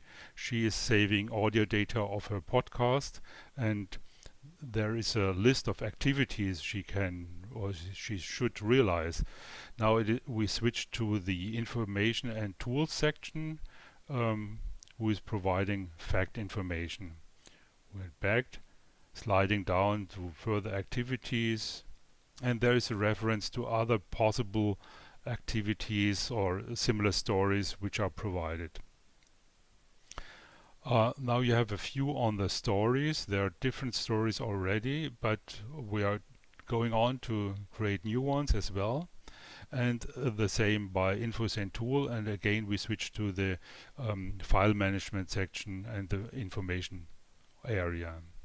And finally, you get some information about the website and for sure Nestor, which is the frame of our activities.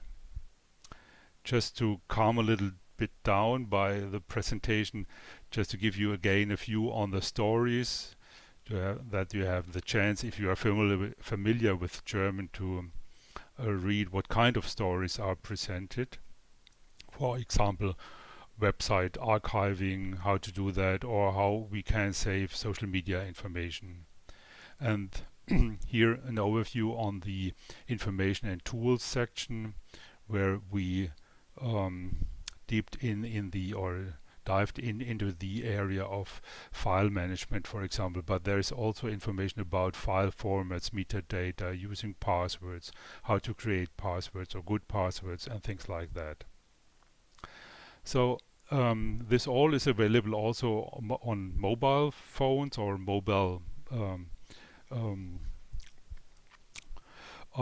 in a mobile area, and like to show you a small movie on that, how it looks like on the mobile phone. Again, we have one of the persona. This time it is Martha. She is saving pictures from her hiking trips, and I switch to the information and tools section, and the same bag. We scroll down on that.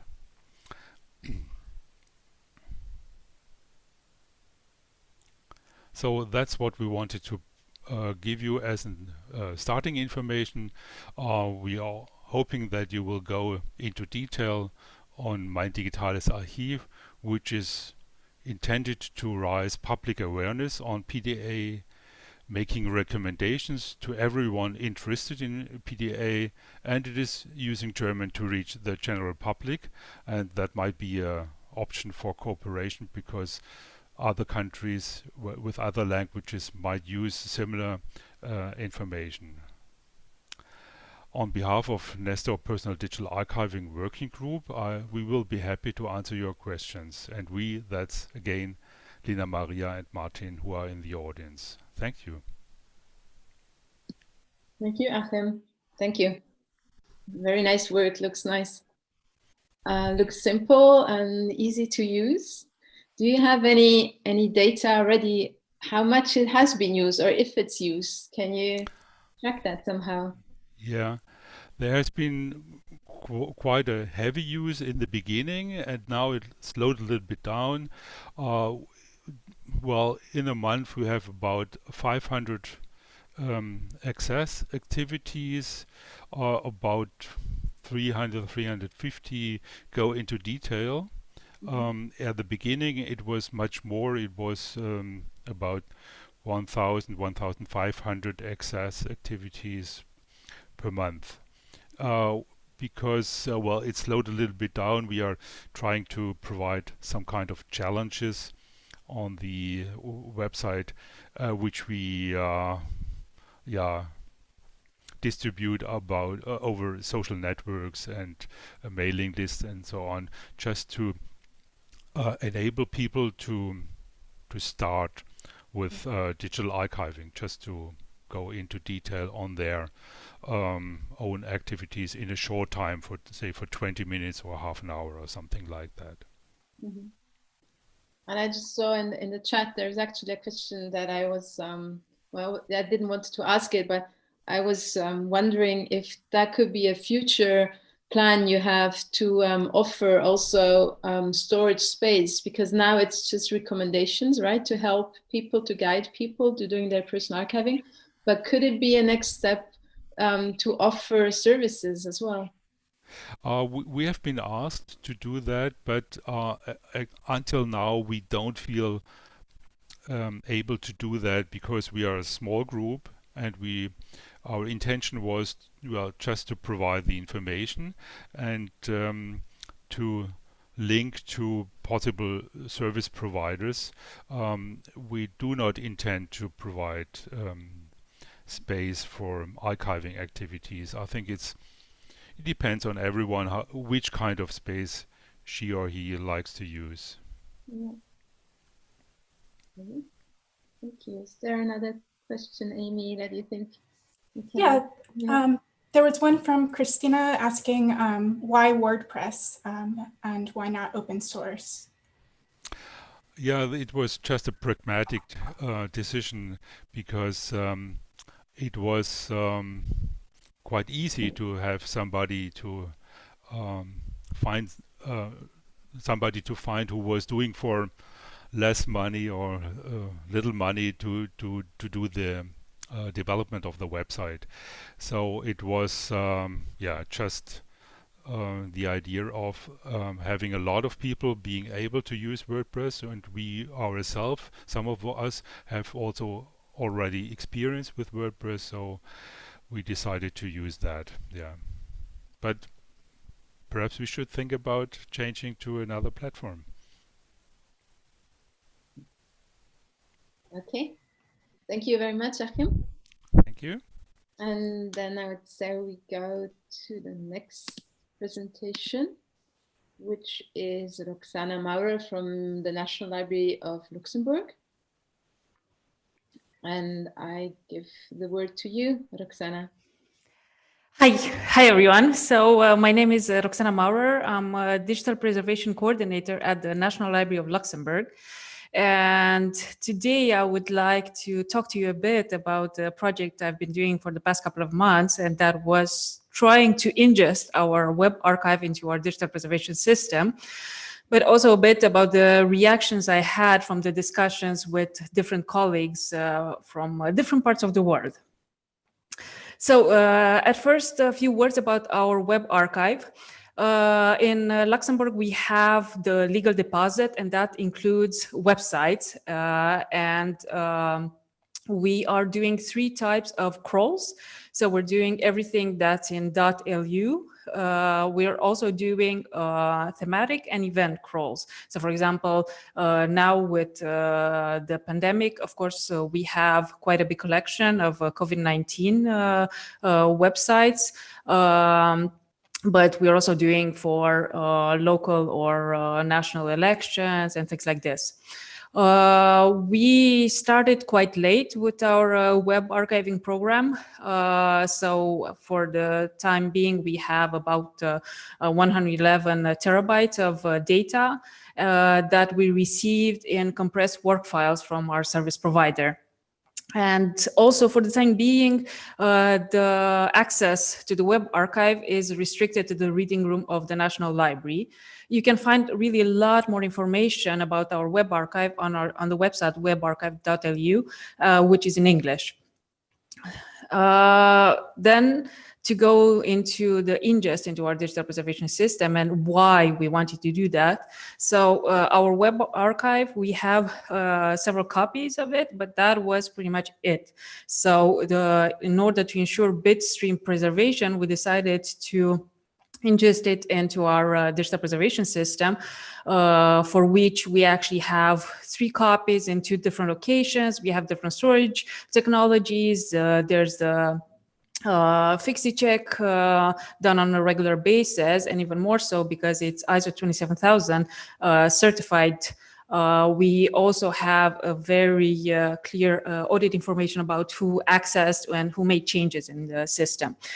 To make that clear from the beginning, we never considered format migration as a digital preservation strategy for the web archive. If we're discussing something, we're only talking about emulation, but we're not doing anything at this point. And in terms of access, we have an installation of the Open Wayback Machine, but the work files used for the Wayback Machine are actually stored outside of the digital preservation system. And so when I started working on this project, my first question was, shall we use the compressed work files or shall we uncompress them at ingest time. Then, of course, there was a question of characterization of all the individual files within the works. And even more so because we're talking about big volumes, we had to look how can we optimize this so we don't spend the initial 3 years we saw that we needed when we did the first test. For that, I actually started discussing with colleagues on Twitter. I even wrote a blog post for the DPC, and we had a special meeting of the Web Archiving and Preservation Working Group. I also read a bit about what others have done in the IIPC Preservation Working Group, and I also exchanged some emails, and I would like to especially thank Libor Kofal and Tobias Steinke, who gave me a really nice overview of what they're doing and their discussions with other institutions. And so in terms of feedback, when I was discussing with people, it was pretty much in two different categories. There were the institutions like ourselves who had a quite new web archive, and they were just considering the long-term preservation of the web archive.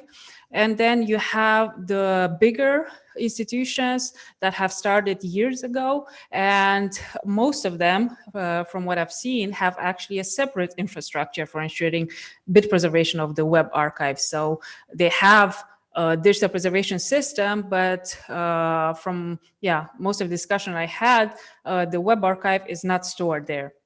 And everyone seems to think that emulation is the appropriate digital preservation strategy for web archives. And so the discussions was like, oh, we are really interested in how your project goes, and please let us know what you found, to why would you want to do this? But there, of course, there were these kind of reactions came from institutions that had a different infrastructure in place, which at the National Library of Luxembourg, we don't have. So if it was possible to do in an easy way to ensure bitstream preservation, we might do it, but that's not the case. And having a digital preservation system that ensures that, we thought that was the way to do it. So I started with my first tries at the end of May during lockdown from home, because I had already ingested quite a few other Born Digital documents, and everything was fine. Unfortunately, with the work files, nothing worked. So it took me 2.5 months to have my first successful ingest mid-August.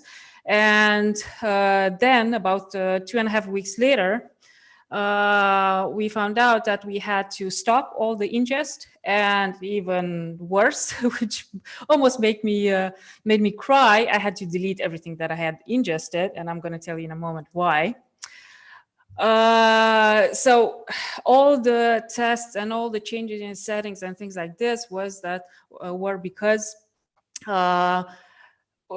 doing the characterization basically of the work, of the files within the work, needs a lot of temporary space and a lot of memory. And there we had to really do a lot of work to increase the limits and do more tests, increase the limits, do more tests.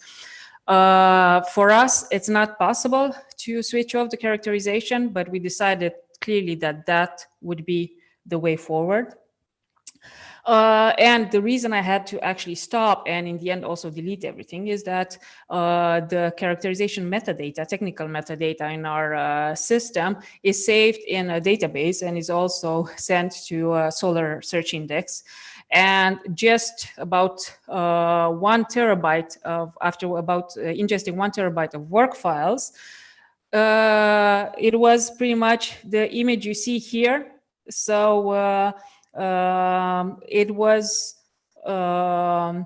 the blue line that went really up. It's from all the technical metadata, and with our colleagues estimating that they would reach the upper limit of the Solr index with 1 more terabyte of data. So, and even though we have a sort of small web archive, we have still 80 terabytes of compressed files. So yeah, we had to really stop with that.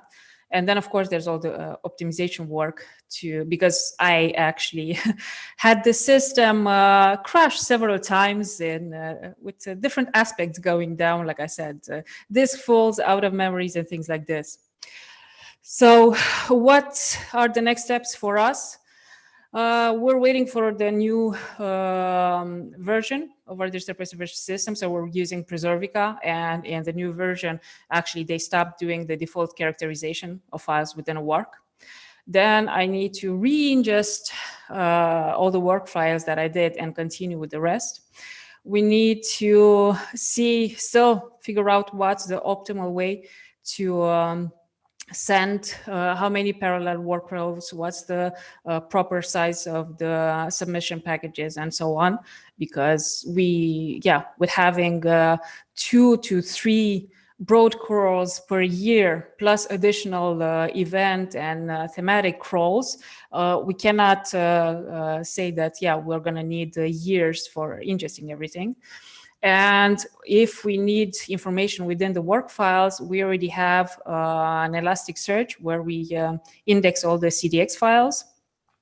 And if we need more accurate information, because there we're talking just about MIME types, we are considering doing external characterization and maybe creating an external data platform, but we're not doing that at this point. And that was it from me. So if you have any comments, any questions, please go ahead.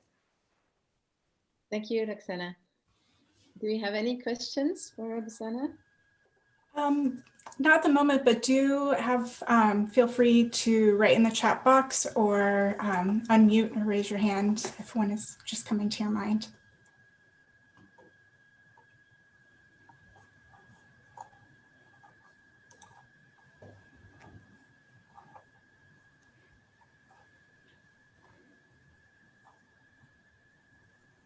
Not at the moment.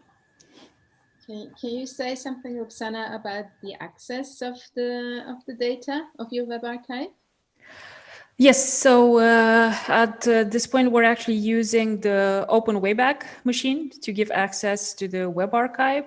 It's also, for the time being, in the reading room of the National Library, which is, again, open. But we are discussing possibilities to make it maybe available online, because we did get a lot of requests, especially from researchers, but also from the general public, because with the COVID-19 web crawl, we actually had a lot of articles in the media, and from journalists, from the general public, we also got requests, why is it only available within the reading room? We would like to be able to consult it from home. And that was even more the case during the lockdown when the library was closed. Yeah. And we do have a couple that did come in the chat box. Lorna had a question, was this because it was a lot of legacy web snapshots? Would this be such an issue for one crawl / snapshot? I'm not sure what... Lorna, are you able to maybe unmute? Sorry, we aren't doing web preservation yet. I haven't got a sense of what a size of a snapshot of our website would be, and whether that would cause the same issues in... Okay, now I understand. So for us, I think the biggest problems are the broad crawls, because there we're talking about all the .lu websites, and there we're talking about 7-8 terabytes of compressed work files, and really hundreds of thousands of websites. So I'm sure that if you're talking about just a few websites, so if you have institutional websites, even if you put them within a work, I don't think you're going to encounter the same problems. And even more so, I know that, for example, even with our same preservation system, so with Preservica that we're using, I talk to other people who are doing the same as you are. So just archiving institutional websites. So there you're talking about a really short list of websites. Even if you have a couple of hundreds, you're not talking about hundreds of thousands or millions of websites like the big national libraries. I don't think you're going to encounter the same problems. But it is something that you should be aware of, that still, if you send compressed works, you might not have enough temporary storage. Because in our case, we saw that, for example, one single work file that was just 1 gigabyte would need sometimes up to 7.7 gigabytes of temporary space. So that could be the case also with just a few websites. Okay, thank you. It's okay, sorry to interrupt you. Looking at the time, we have 10 minutes left for Gaël Béguet, the last presentation of this stream. I'll give you the word. Thank you, Barbara. I'm going to share my screen.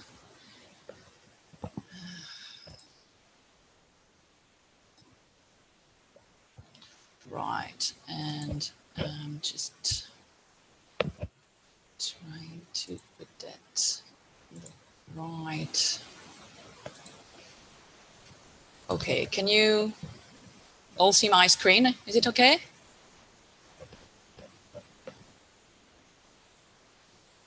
Hello? Yes. Yes. Yeah. Oh, sorry. I'm sorry. I was lost in cyberspace. So hi, everyone. First of all, I would like to thank, of course, the organizers for inviting me to present about the Keepers Registry. And as you can see, archiving by numbers is a reference, of course, to a famous movie by Peter Greenaway, which was Droning by Numbers. So the idea is to show in my presentation that we don't want to, we want to swim rather than drown. So that's the idea of the Keepers Registry. And what I would like to do first is outline our objectives.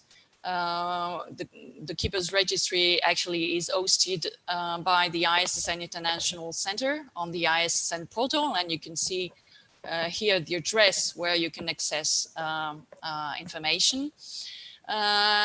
Secondly, I would like to briefly describe our service offers and in the end, just delineate our plans for the future. First of all, our objectives. If you know a bit about Keepers Registry, it's a service that was created a few years ago and was hosted by Edina at the University of Edinburgh. And the ISSN International Center was a partner right from the start. And the Keepers Registry is here to monitor digital preservation of journals and continuing resources worldwide. So it's more the scholarly heritage, we preserve rather than the cultural heritage. But I can see that there is some, of course, similarity between both. What do we do here now at the ISSN International Center? Because we took over the service in December 2019. Actually, we aggregate the archiving status data, which is supplied to us by our cooperating archiving agencies. And you have the list there of the agencies that trust the service and share data with us. Of course, the idea is to reach out for the users, the scholars, the libraries, the publishers, and we also want to support the archiving efforts, especially towards endangered publications or open access publications, but we'll see that in a minute. So what are our services? Apart from data display, and here again you have the address of our website, of course we provide statistics, and there are a few of them which are here on this slide. For the time being, as far as we know, I mean, we are a service with a few archiving agencies, but we want to expand. But for the time being, we can say that there are more than 50,000 journal titles which are preserved by the agencies that participate in Keeper's Registry. There are approximately 35,000 current titles and 15,000 seized or whose status is unknown. And as you can see, we have several, titles from various parts of the world, which are actually saved, preserved, archived, and you can trace back the place of publication via our website. Data display, I've just mentioned that. Data supply as well.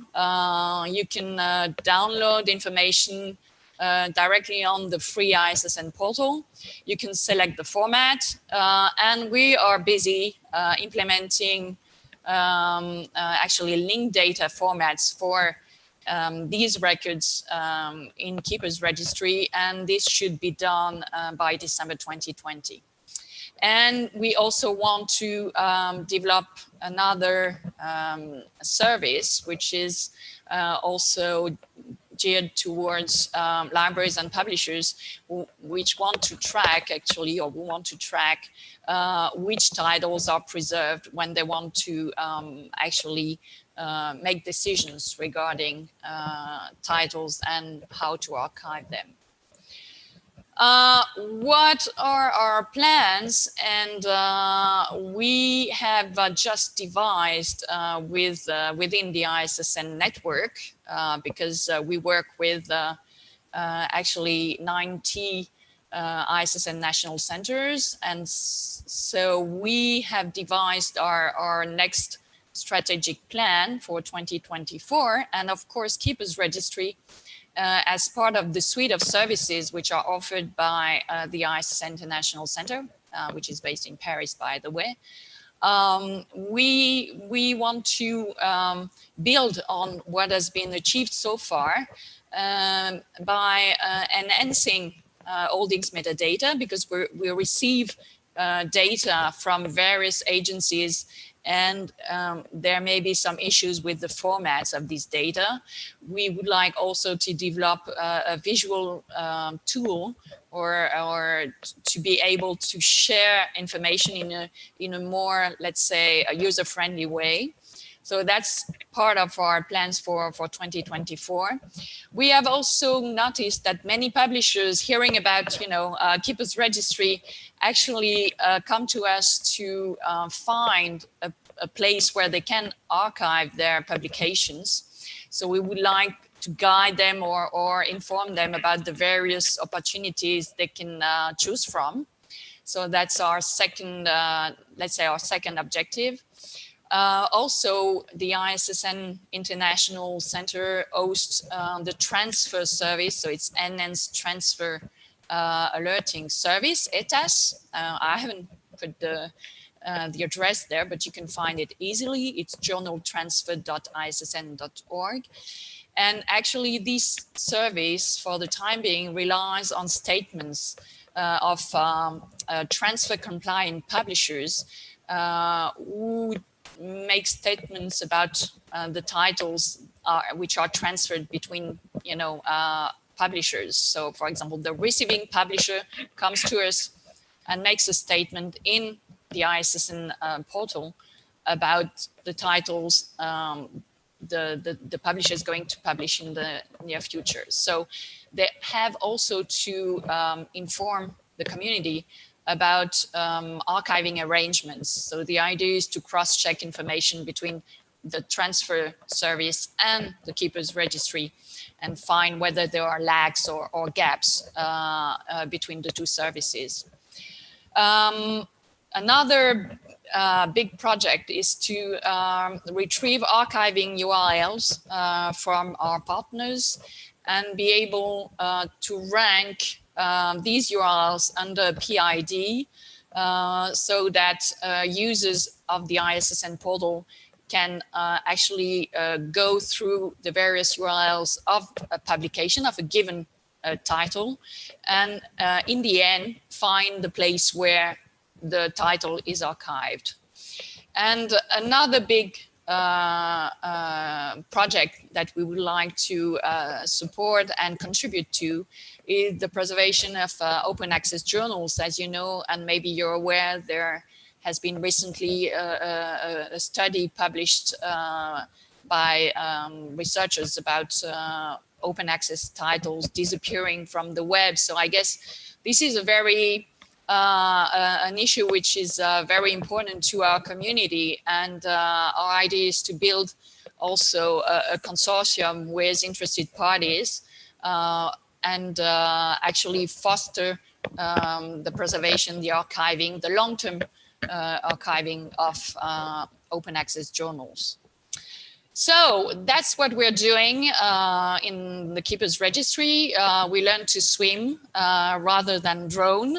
And I thank you for your attention. As you can see, I was lucky enough to get a medal for the Keepers Registry and what we're doing all together. Thanks a lot. Thank you, Gail. Thank you very much. I think there's a question, Amy, isn't there? So it... Yeah, it's like Mickey had a question for Keepers. Will the open and free available API to allow querying into ISSN lists for archival status come back? It was available in the EDINA version and was very valuable resource for the digital preservation community. Did you want to add anything to that, Mickey, or did I get that right? No, it's okay. I can understand that. That's what I was mentioning, that ISSN submission list, actually, which is something we have not yet been able to implement because we had to rush a bit, let's say, to take over the service between actually July and December. So we had only a few months to do so. And as I mentioned in my presentation, we want to develop this service and there will be an API. We already have an API on the ISSN portal by mid-2021. So where we know this was a service which was previously supported by EDINA, and we're striving to offer it again, of course. Okay, thank you very much. So we are at the end of our stream of this session. There's just enough time to say thank you. Thank you all for the speakers, for the presentations. Thanks to Amy, to the co-chair, to Angela, to the tech lead, and to all of you who watched and listened to these interesting stories. I would suggest we open the camera and the microphones and give a big applause to the speakers. Or signs or whatever you want to do it. Okay, we have a break now, and then the third and last session of this half day will start at 12:55. So go to the right Zoom room. You find the links in the chat, and see you. Bye-bye. Thank you.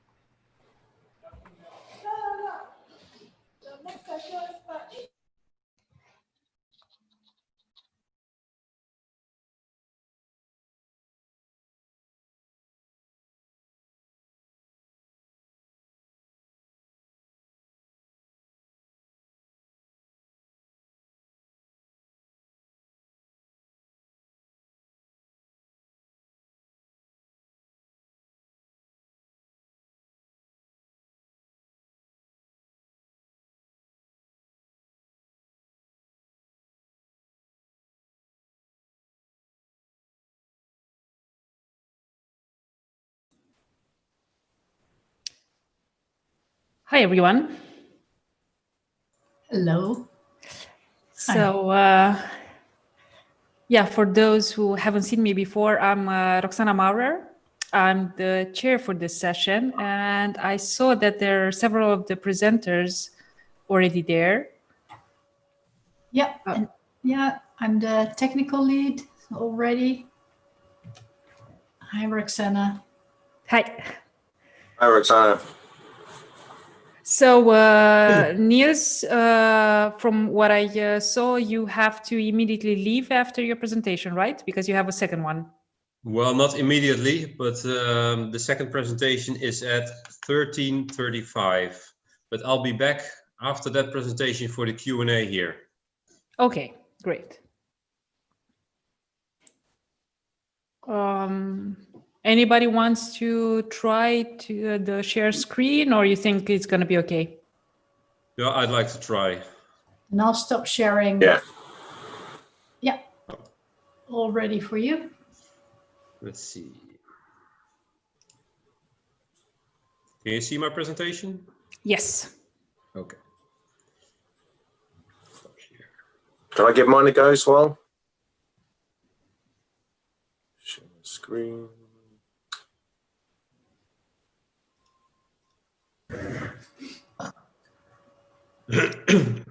Yes, it's working. That's good. Good. Okay. Yep.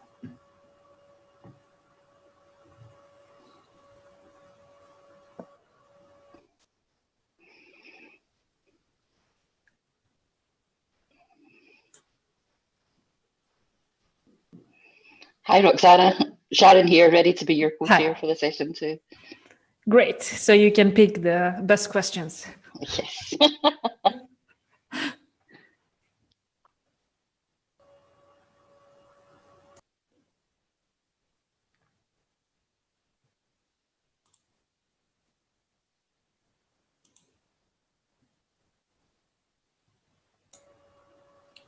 If we're all done with sharing the screen, I might just put the break PowerPoint slide back on. Just we have another 7 minutes, I think.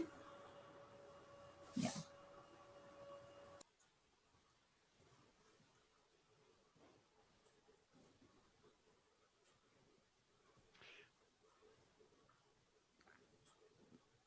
Can I ask what is probably a silly question, which is I'm unsure how to, what I need to do to transfer to the next speaker after me? As far as I know, you just have to stop sharing your screen so the next person can share their screen. Oh, okay. So it's easy as that. That's all. That's fine. Yeah. That's a relief. Yes, then you need to type in the secret code, which you should have been given. And do I also have to say the secret password? You do, and use your thumbprint, which presumably you've already sent in. Oh, well, that sounds simple. Very straightforward. There's also a dance that you have to do on screen. That's I even think better. that's the most important part. Yeah.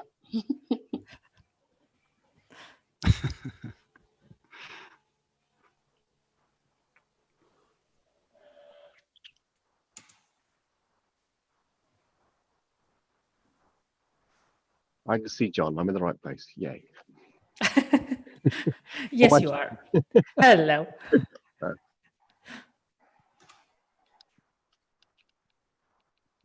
Try breakfast.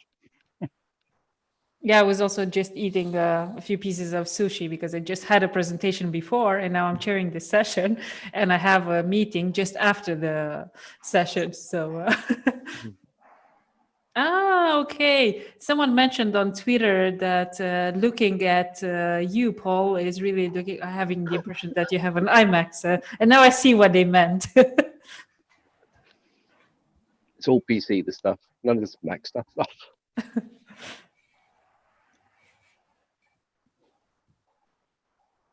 Well, I've just been out to run the dog around the block, so that right. you'll hopefully be quiet for this session. Yeah, Is that a euphemism I haven't heard of before? Almost certainly, yeah. Rex got a little bit tired of sitting on my lap, so he's gone to sit in the kitchen now. Well, mine's been banned from the room. Otherwise, it would be chaos. Yeah, he was banned earlier when I was presenting, but he should be okay, hopefully, for this.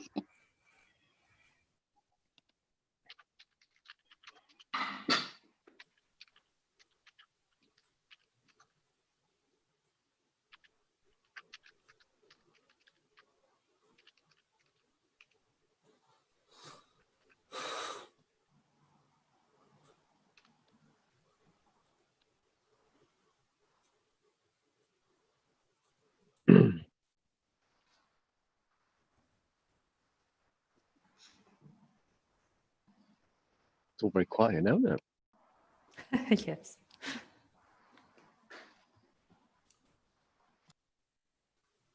With these very short presentation, there's so much information coming in that I really don't know how people manage to also take collaborative notes and share stuff on Twitter and follow presentations. Yeah, It's definitely a discipline in brevity, which I'm not used to. So, as my team said, just talk very fast. I have been. I did that earlier, but then was told that I was even more Scottish when I did so. You did get very fast towards the end there, Sharon. I know. but hey, you were coping wonderfully with technical problems from your co-presenter. So, yeah. I can tell you the adrenaline rush afterwards was quite intense.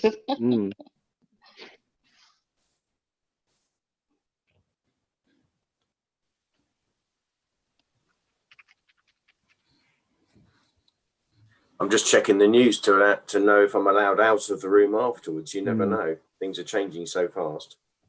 Yeah, I'm now surrounded by closed down counties. So Cardiff will be next, I expect. I think you've got another 40 minutes until we know the truth of that one. Yes, exactly. But let's get the talk over with. I may be locked in here for a couple of weeks.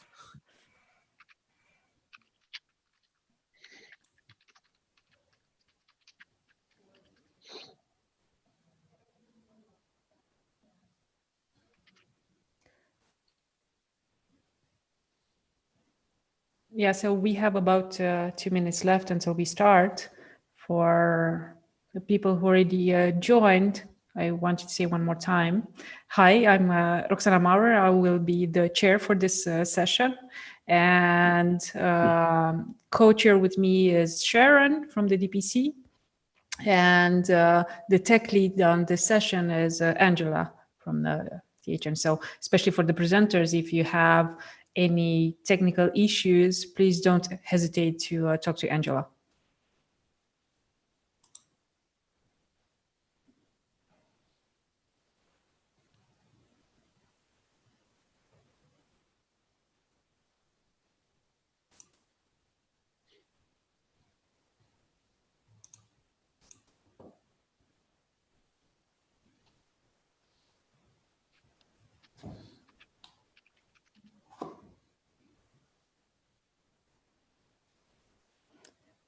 And for the presenters, I will be keeping the time, and I will try not to interrupt you.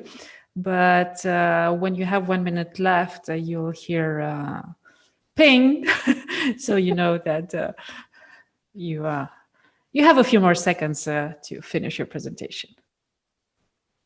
And we will have time for one question after each presentation and a quarter of an hour at the end for a general Q&A with all the presenters.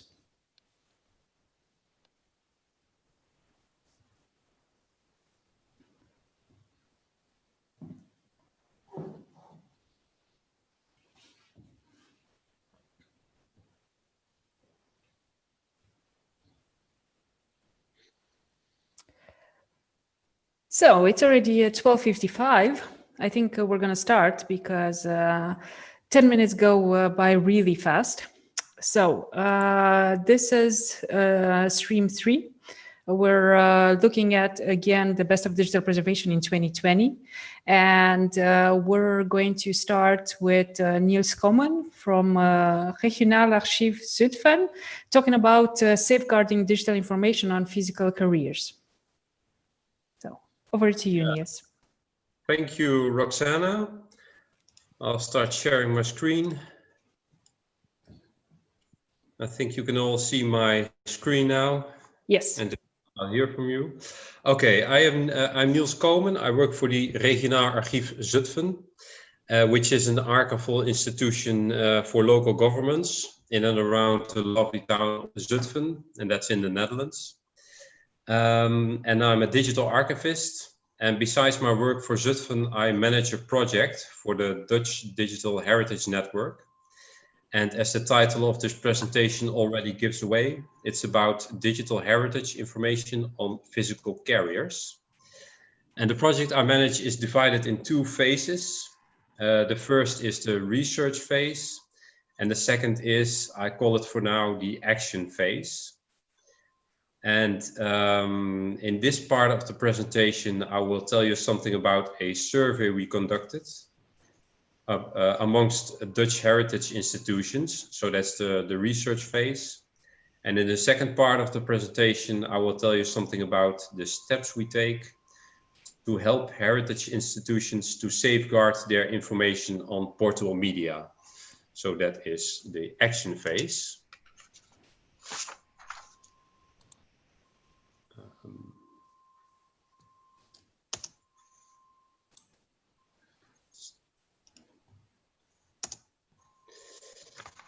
This past spring, we set out a survey amongst Dutch heritage institutions, and we wanted to know if institutions are able to cope with digital heritage information on physical carriers.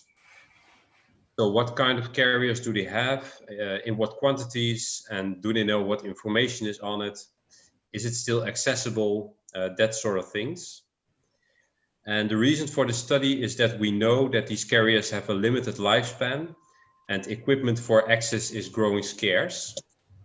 And we had a very good response in both numbers and diversity of organizations. So there were small organizations that replied and big organizations, and good spread amongst every domain like archives, musea, and libraries. And the results are written down in a report.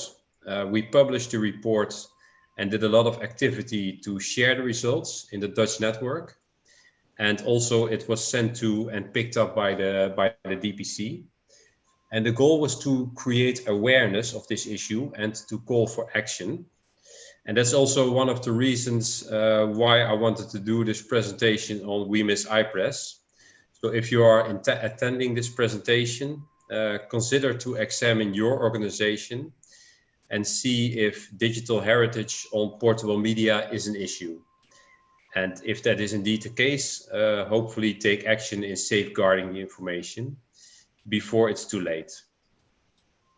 And there's a link in this presentation to the full report. It's written in Dutch, but you will use Google Translate and translate it into your own language. I've summed up a couple of striking results from the study. We see that almost all heritage organizations have these portable media containing digital heritage, and that has not yet been made permanently accessible within a digital archive. So that last part of the sentence is really important. So it's actually information that is in danger. And we see that occurring in every organization of all sizes in every domain. And 75% of the participating institutions have unique material stored on portable media. And this is therefore material that does not exist anywhere other than on the physical carrier. And at 40% of these organizations, material is in danger of being lost. And this is portable media that they can no longer read. And this is mainly due to a lack of infrastructure. So no software, no hardware. but also limited financial resources and manpower. So we see that if action is not taken, the material will be lost forever. And we find this shocking, actually, because we felt in some cases that it would be really regrettable if that collection material would be lost, because it is an important part of the Dutch heritage. So we conclude that endangered digital heritage on portable media is a big issue in the Netherlands indeed. And we assume, and well, we also know this from a couple of foreign studies, that is probably an issue in your country or maybe even in your organization as well. So that's what our research said. But if there's a problem, we want to help solve it. So with the report and all of the communication activity we did, we hope to have convinced Dutch heritage organizations to take action now. However, we also know that it's not easy. It has to be a matter of prioritizing, allocating budget. You got to have the technical knowledge, etc. So we try to help. And we do that by two things. First, at the end of this year, there will be an online environment, such as a wiki, with information about the most common carriers and manuals that contain steps to safeguard the information. And we try to use available within our partners, with our partners in the network, and also information that is online, so we don't have to invent everything ourselves. And we all gather that and we make it low level in use for all the heritage institutions. So that will be, that online environment will be there by the end of this year. And also we will set up one or more central processing streets with hardware and software. And in those places, heritage institutions are able to read out the contents of the carriers themselves, or they can let it do it for them. And we search for cooperation with organizations who already have experience with this issue and are able to set up such a processing street. So that's something we started now, and hopefully we have things running by the end of this year or in the first half of the next year. So this was my presentation. I hope you enjoyed it, and I hope to have created awareness about this issue and call for action. Thank you. Thank you very much, Niels. It is really a super interesting topic and very time sensitive. Sharon, do we have any questions? Yep, we've just had one from Paul Stokes come through. So he's interested to know, how do you source the hardware? How do we source the hardware? Yes. That means how do we get the hardware, or? Yeah. Where do you buy it from? Where do you get the hardware from? Yeah. Okay. Yeah, we try to seek cooperation with organizations who already have the hardware. So the bigger heritage institutions in the Netherlands already do some activity for themselves in safeguarding this information, but we try to make that accessible for every heritage institution in the country. So if they already have the hardware and software, we want to make that available for use for other organizations. And if they don't have it, then we will buy it, but maybe on eBay or Amazon or whatever. We have to figure that out yet.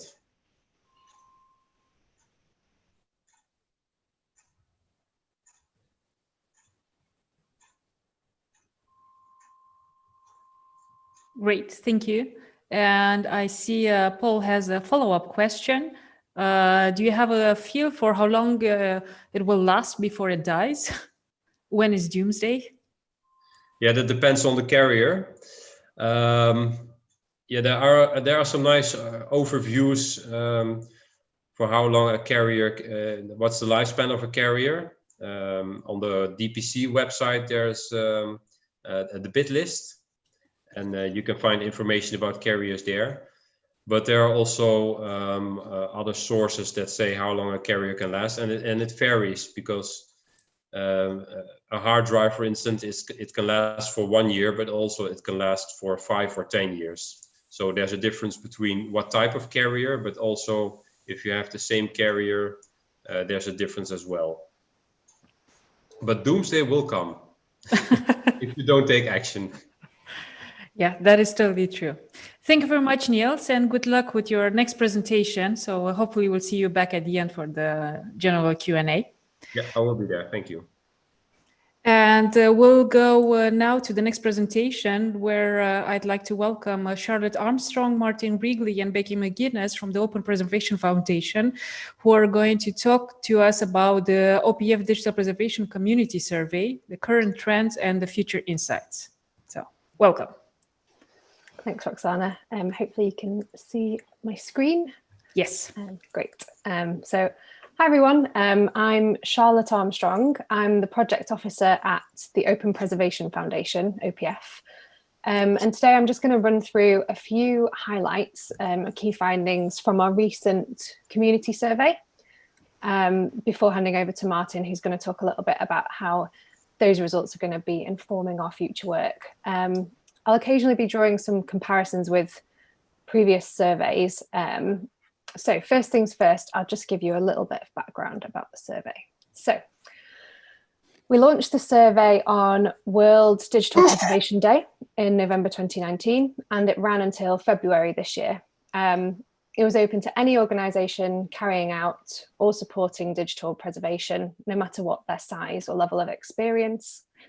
And the main aims of the survey were to identify approaches to digital preservation across the community, which tools and resources are relied on by the community, as well as shared priorities and gaps in any knowledge or resources. So we've now completed our analysis of the findings, and we've shared a preview of the report with our members and the survey respondents, and we'll be publishing both the findings and the anonymised raw data to everybody on the 28th of September. So to get started at our key findings, let's take a look at who responded. So we received responses from 98 organisations in 31 countries. Of these countries, 51% were in Europe, 35% in North America, and 5% in Africa. And then the remaining 9% of responses were split equally between countries in South America, Asia, and Australia. So we received responses from a good variety of organisation types and sizes. In terms of organisation type, the highest percentage came from academic and research libraries, followed by national libraries and national archives. But the biggest change from previous surveys that we've carried out here came in the percentage of responses received from museums. So this has more than doubled from 3% in 2015 to 6.7% this year. So it's great to see museums more active in the digital preservation community. And we also wanted to find out about the digital preservation workforce in these organisations, and a good way to do this was to look at the full-time equivalent, or FTE. So our results indicated that this is now more than doubled from 0.8 in 2015 to almost 2, so 1.96 FTE, showing a nice growth in organisational capacity over the last 5 years. So the next area I want to focus on is tools. So at OPF, many of you will know that we maintain a set of open source digital preservation tools, including Jove, VeraPDF, Fido, and JPalyzer. So the results of our survey show that Jove is the most widely used digital preservation tool across the community. It's used by 62% of all organisations. VeraPDF is also quite popular. It's used by 45% of organisations, and it's also one of the most commonly tested tools. Outside of our tool set, tools for format identification, characterization, and tools for all audio-visual formats were among the most widely used by respondents. Second in popularity to Jove was Droid, which is in use by 57% of organisations, and that's actually up from 23% in 2015, so more than doubled. And the use of EXIF tool has also grown more widespread, from 27% to 50%. And the most commonly tested tools we found, along with Jove, were VeraPDF, JPalyzer, BitCurator, and Seekread. So as Martin will explain a little bit later, this is quite important information in terms of how we'll be forward planning for our reference tool set. But for now, I'm going to move on to our next area, which is policy. So one of the key findings of a survey that we carried out in 2009 was that policy development is seen by many as a kind of vital first step towards tackling digital preservation challenges. And at this time, 48% of organisations had a policy, which is actually the same percentage as today. So this suggests that there are still quite significant barriers to developing and implementing digital preservation policies in the community. We asked a lot of our respondents about this, and the responses suggested that it takes a lot of time and effort to develop a policy, typically between 3 and 5 years. Several respondents suggested that cross-departmental collaboration can be quite a big hindrance when it comes to developing policies. And almost all organisations who didn't have a policy cited lack of resources, including time, money and staff. So it's clear that there's a need for guidance in developing digital preservation policies in many organisations. And again, this is something that we'll be bearing in mind going forward. So the final area I want to highlight is open source. So as I've mentioned, all of the tools that we maintain at OPF are open source. And so we wanted to gain an understanding of the use of open source technologies and projects across the community. We found that 94% of respondents use some form of open source technology, which leaves just 6% who don't use any.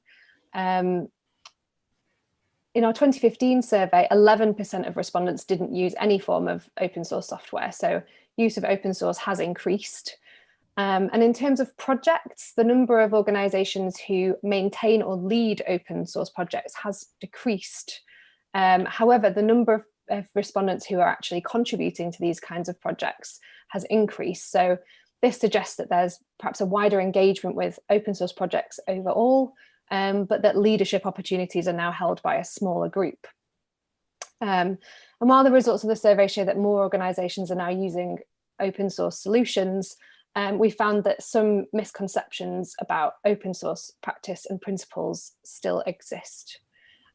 So I'll hand over now to Martin Wrigley, who's going to briefly talk about how we're going to use some of these results to inform our work going forward.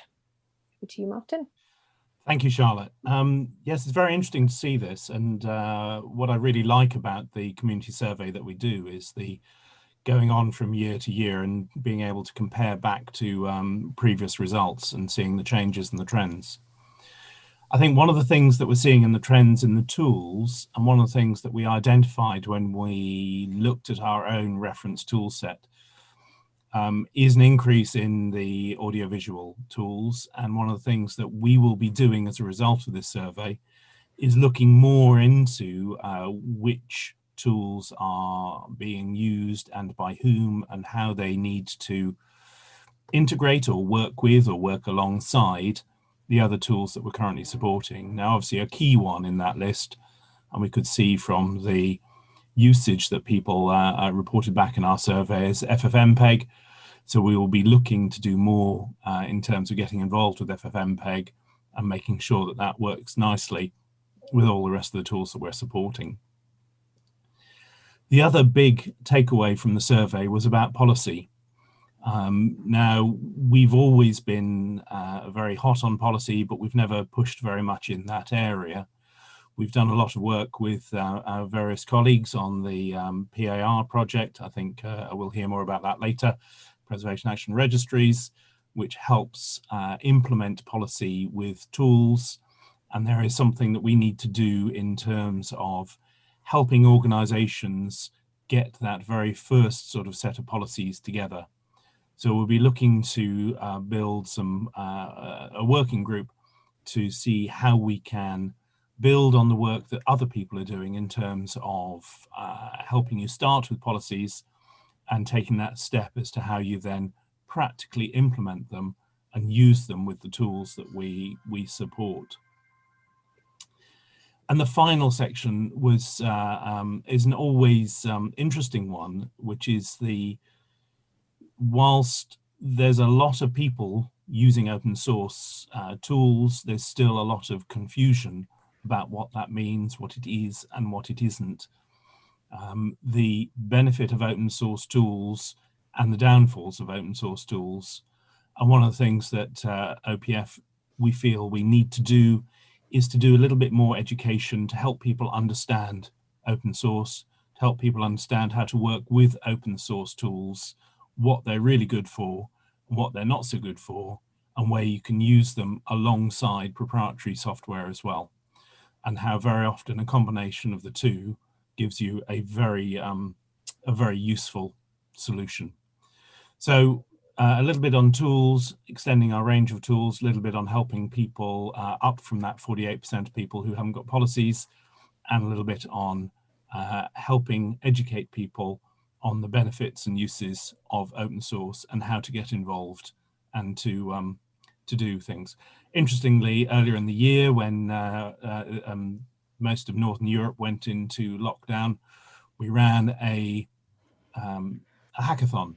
And we ran a 6-week hackathon, and we got a huge number of people involved in helping create open source tools and getting engaged. And that's one of the things that we will be doing more of, and building that community of contributors across the digital preservation community. I think that's all I needed to say. Charlotte, was there anything else? I don't think so. Thank you. Great. Thank you very much, Charlotte and Martin. Any questions, Sharon? Yeah, we've had one again from Paul Stokes, so please, everybody else, add questions as well.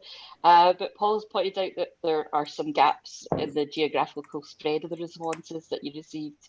Have you got any kind of ideas of an inclusion strategy in place that you might address these in future versions of the survey? Yeah, thanks, Paul. So I guess the short answer is we're working on it. We've recently established a working group dealing with diversity and inclusion. And one of the things we'd like to do is, address those gaps, those geographical gaps in our reach. We'd like to kind of try and figure out what the barriers to participation are for different communities and how we can kind of expand our reach and include them hopefully in future surveys so we can get a kind of more broad picture of the community. Okay, great. Thank you very much once again for your presentation. We will be going now to John Tilbury from Preservica, who is going to talk to us about decommissioning and preserving Lotus Notes records by the million. Use a case study from Department of Health and Social Care. So over to you, John. Thank you. I hope you can see my screen okay, and that's all in nice presenter mode. Yes. Okay, so I'm going to be doing a very quick presentation on a very big project. So I'll speak very fast and I'll hopefully get through it.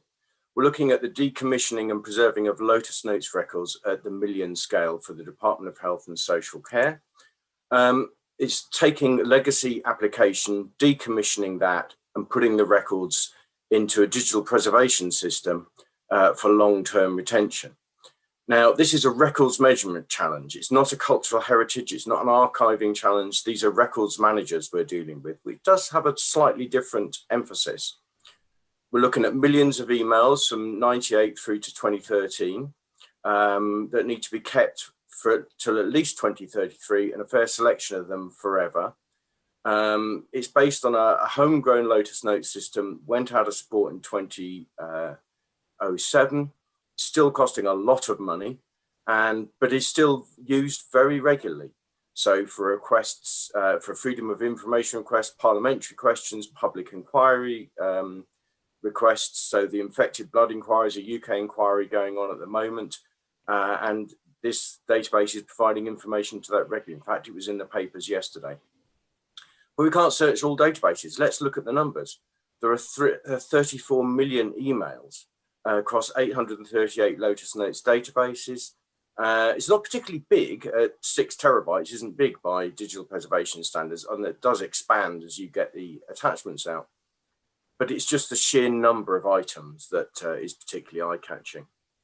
And so the solution had some objectives. It wanted to have a long-term preservation platform, so the information could be kept for 20 years as a minimum, forever as a maximum.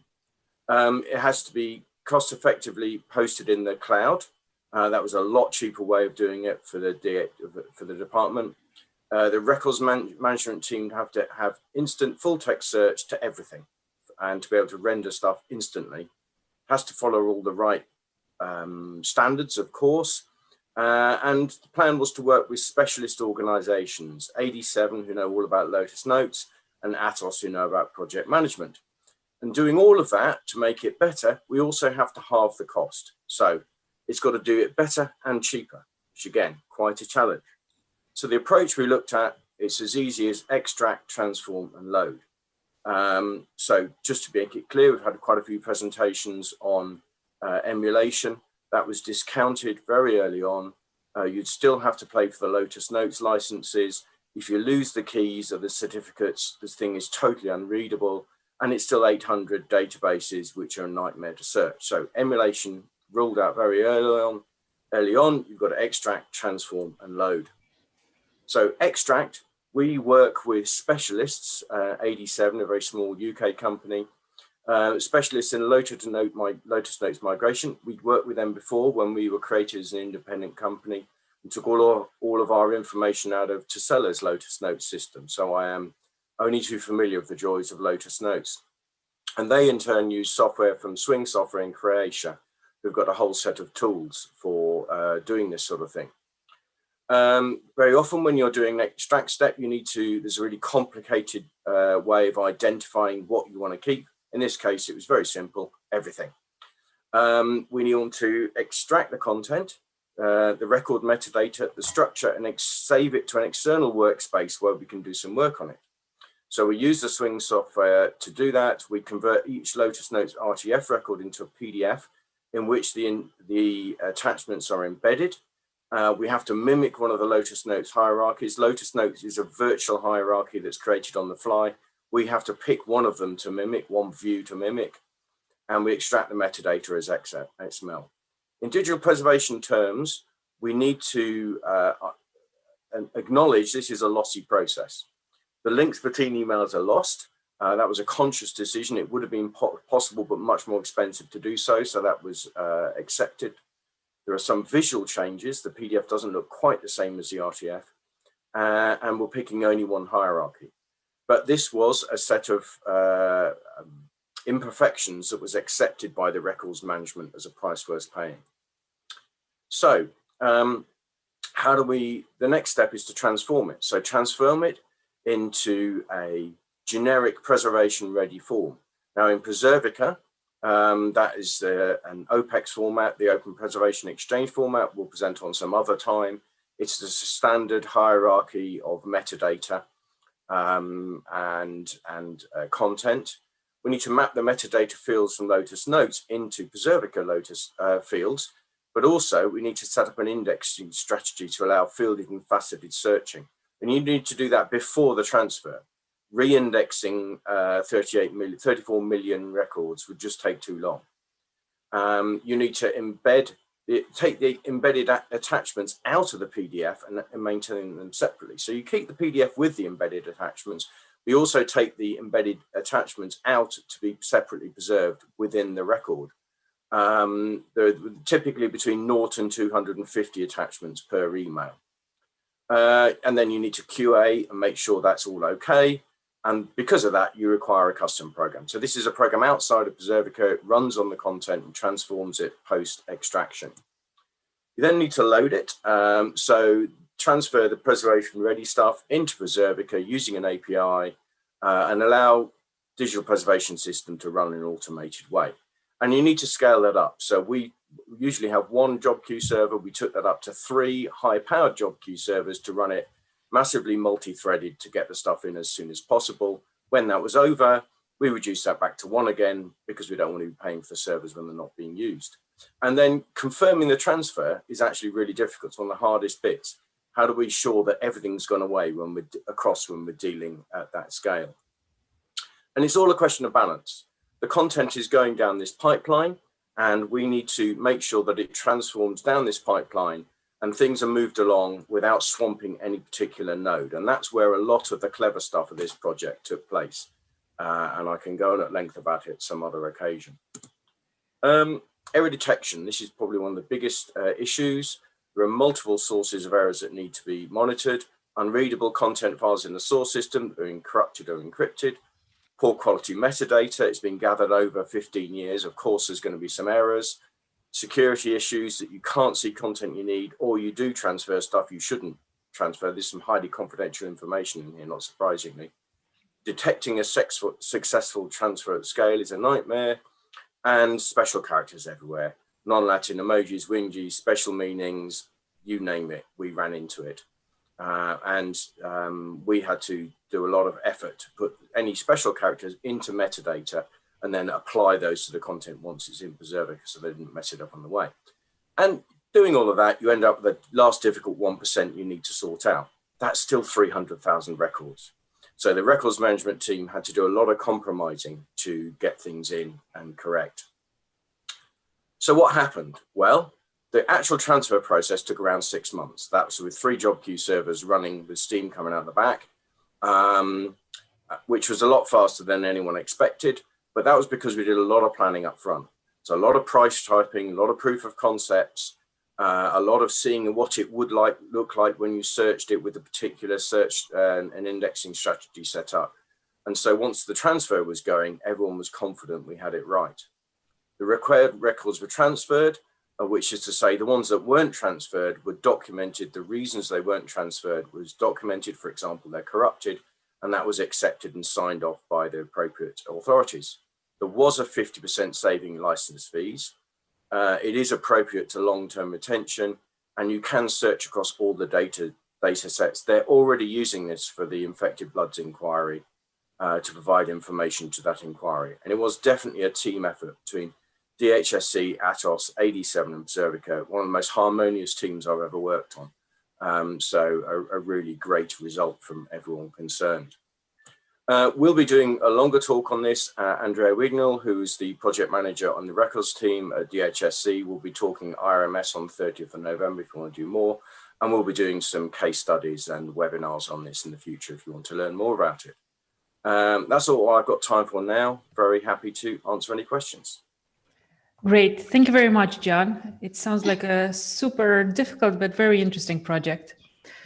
Any questions, Sharon? We've had lots of questions for John in the chat. I'm going to just pick out the first one, and then we can either come back to them at the Q&A at the end, or John, you can maybe be good enough to answer them in the chat yourself. Yeah. I think we have time for at least 2, and the rest at the end. Yeah. Okay. So first one is, why did you decide to go with PDF and not another email format like EML? That's a good point. The information, the emails were converted into RTF at the point they were put into Lotus Notes. So they've already transformed. And ideally, if you were taking information out of a PST file, for example, you would use EML, you're right. But in this case, because it's already been converted into RTF, in fact, PDF is the closest you've got to how it's already been transformed at the point of creation. So that's the reason that was chosen. They're not regular emails in an internet sense. They're already manipulated in a Lotus Notes sense. Okay, thanks, John. And another question from Ewan Cochrane at Yale.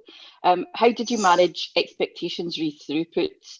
So what was your original time estimate and how did you come to that? We did some test transfers as part of the proof of concept. And we did manage expectations by always being pessimistic. So we estimated, because they had to pay for another year of license fees. And so we did have a hard time that they would have to pay another year if we missed our deadline. So this was quite a hard pressure. But we did some prototyping to work out what the throughput was. We made some realistic estimates of what error detection would, how long error detection and fixing and manual fixing would take.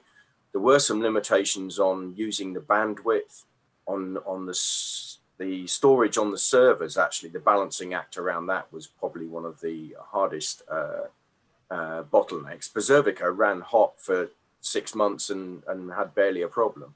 I'm not saying it didn't have any problems, but it had barely a problem. It was really the pre-ingest balancing of that. But we just basically did a lot of prototyping and came up with a realistic number, and that enabled them to avoid paying another year of Lotus Notes license fees. Okay, great. Thank you, John. If there are more questions, we're gonna look at them at the end. So we're gonna go now to John Beeman from the British Library, who's going to talk to us about the minimal preservation tool. So over to you, John. Okay, thank you. So hopefully, can you all see my screen? Yes. Excellent. Okay, so the minimum preservation tool. So what is it? Well, it might sound strange, but it sort of depends who's asking. At its core, it's essentially like a Swiss Army knife of software utilities. It's written in Python, and it provides various utilities basically for doing a basic level of preservation on digital content. And I'll expand on that a little bit more in a few moments. But then if you take that set of utilities and you can turn it into a service essentially with the help of IT infrastructure, and then it becomes essentially a short to medium term solution for storing files and keeping them safer than they would otherwise be just stored on what we call at the library interim storage. And it includes things like checksums for fixity checking and things like that. As far as the motivation, well, in the British Library's case, this was because, as many people will know, we are in the process of implementing a new digital repository system. And so we felt that we needed a basic level of preservation for content which is currently sitting outside of the existing digital repository because it's waiting for the new repository to be implemented. Some of the requirements there, one of the key ones was it has to use what we have readily available as far as storage and compute resources. In other words, what our technology department can provide for us. It needs to be simple to implement, satisfy the basic sort of preservation principles, so checksumming and storing objects, digital objects in multiple storage locations. It also needs to be suitable to deal with static collections, i.e. ones which are not being added to, and active ones as well. And it also needs an optional staging area. So for those collections which are being added to, then we need somewhere that curators or content owners can drop files, and then those will be ingested, and I use that term very loosely, into the MPT system. And it needs things like reporting. And we're also aware that we don't want to reinvent the wheel either. In other words, this is not a fully blown digital repository system, far from it. Okay, so as far as what are the main functions that the MPT carries out, there's checksum creation. So when objects are put in MPT, then checksums are created, checksum manifest files are created essentially. I've already mentioned about the staging area where files can be dropped. There's checksum validation. So that is checking the files which are in the MPT against the known good checksum for each of those digital objects. And then there is comparison, which can be file comparison, but primarily is checksum comparison. And that is between the different storage locations. So rather than checking to see if a file has changed at one location, checksum comparison is comparing them between sites. It also does reporting, which of course is also important as well, so that we all know what's happening and where we are and how well the digital objects are being looked after. Okay, so how do we use it at the library? Well, essentially, just to talk you around this diagram. So we're using the two sites of the British Library at Boston Spa and St Pancras in London. And you can see in the diagram that we have a staging area, which just happens to be at the London node. And again, I'm using that word rather loosely as well. We may as well call it an MPT node. And basically, if we follow through what happens, follow through the steps, we have users' files. They drop them into the staging area. So that's the first step. Then basically, checksums are created, but bear in mind, checksums are created essentially at every step of this process. So in a sense, although I've called it step 2 there, it's sort of, that's generic, if you like. And then that content is replicated to the Boston Spa node. So then we have identical copies. And this process in our case is done weekly, but that's completely configurable.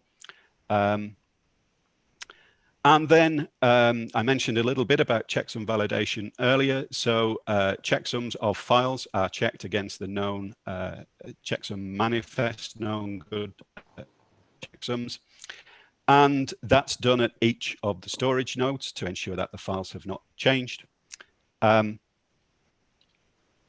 then I mentioned about the comparison. So this is cross-site comparison, also takes place between the two different nodes. And that's essentially, it's a slightly abridged and simplified version of what the MPT does. Okay, well, as far as considerations and some of the limitations, the first thing that we really want to make clear is this is not a digital preservation repository system. For a start, it doesn't manage metadata, it doesn't create any metadata. And also the access side of things is not catered for within the MPT itself. That would be something additional, which would need to be done at one of those storage nodes in a read-only form, presumably. So it's not designed for that. And then also we've done an awful lot of work with regards to looking at the things that influence whether digital objects are suitable for this. And I'll use another loose term here, which is a collection. So a collection is literally just a collection of digital objects, which sometimes we at the library call content streams.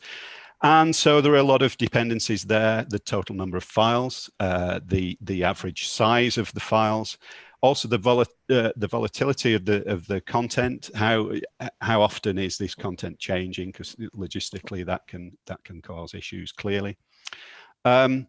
And then also one thing we found, which initially I suppose we hadn't given too much thought to, was the number of different locations where the content currently resides. If it's spread in many different locations, then logistically that can be a bit of a challenge.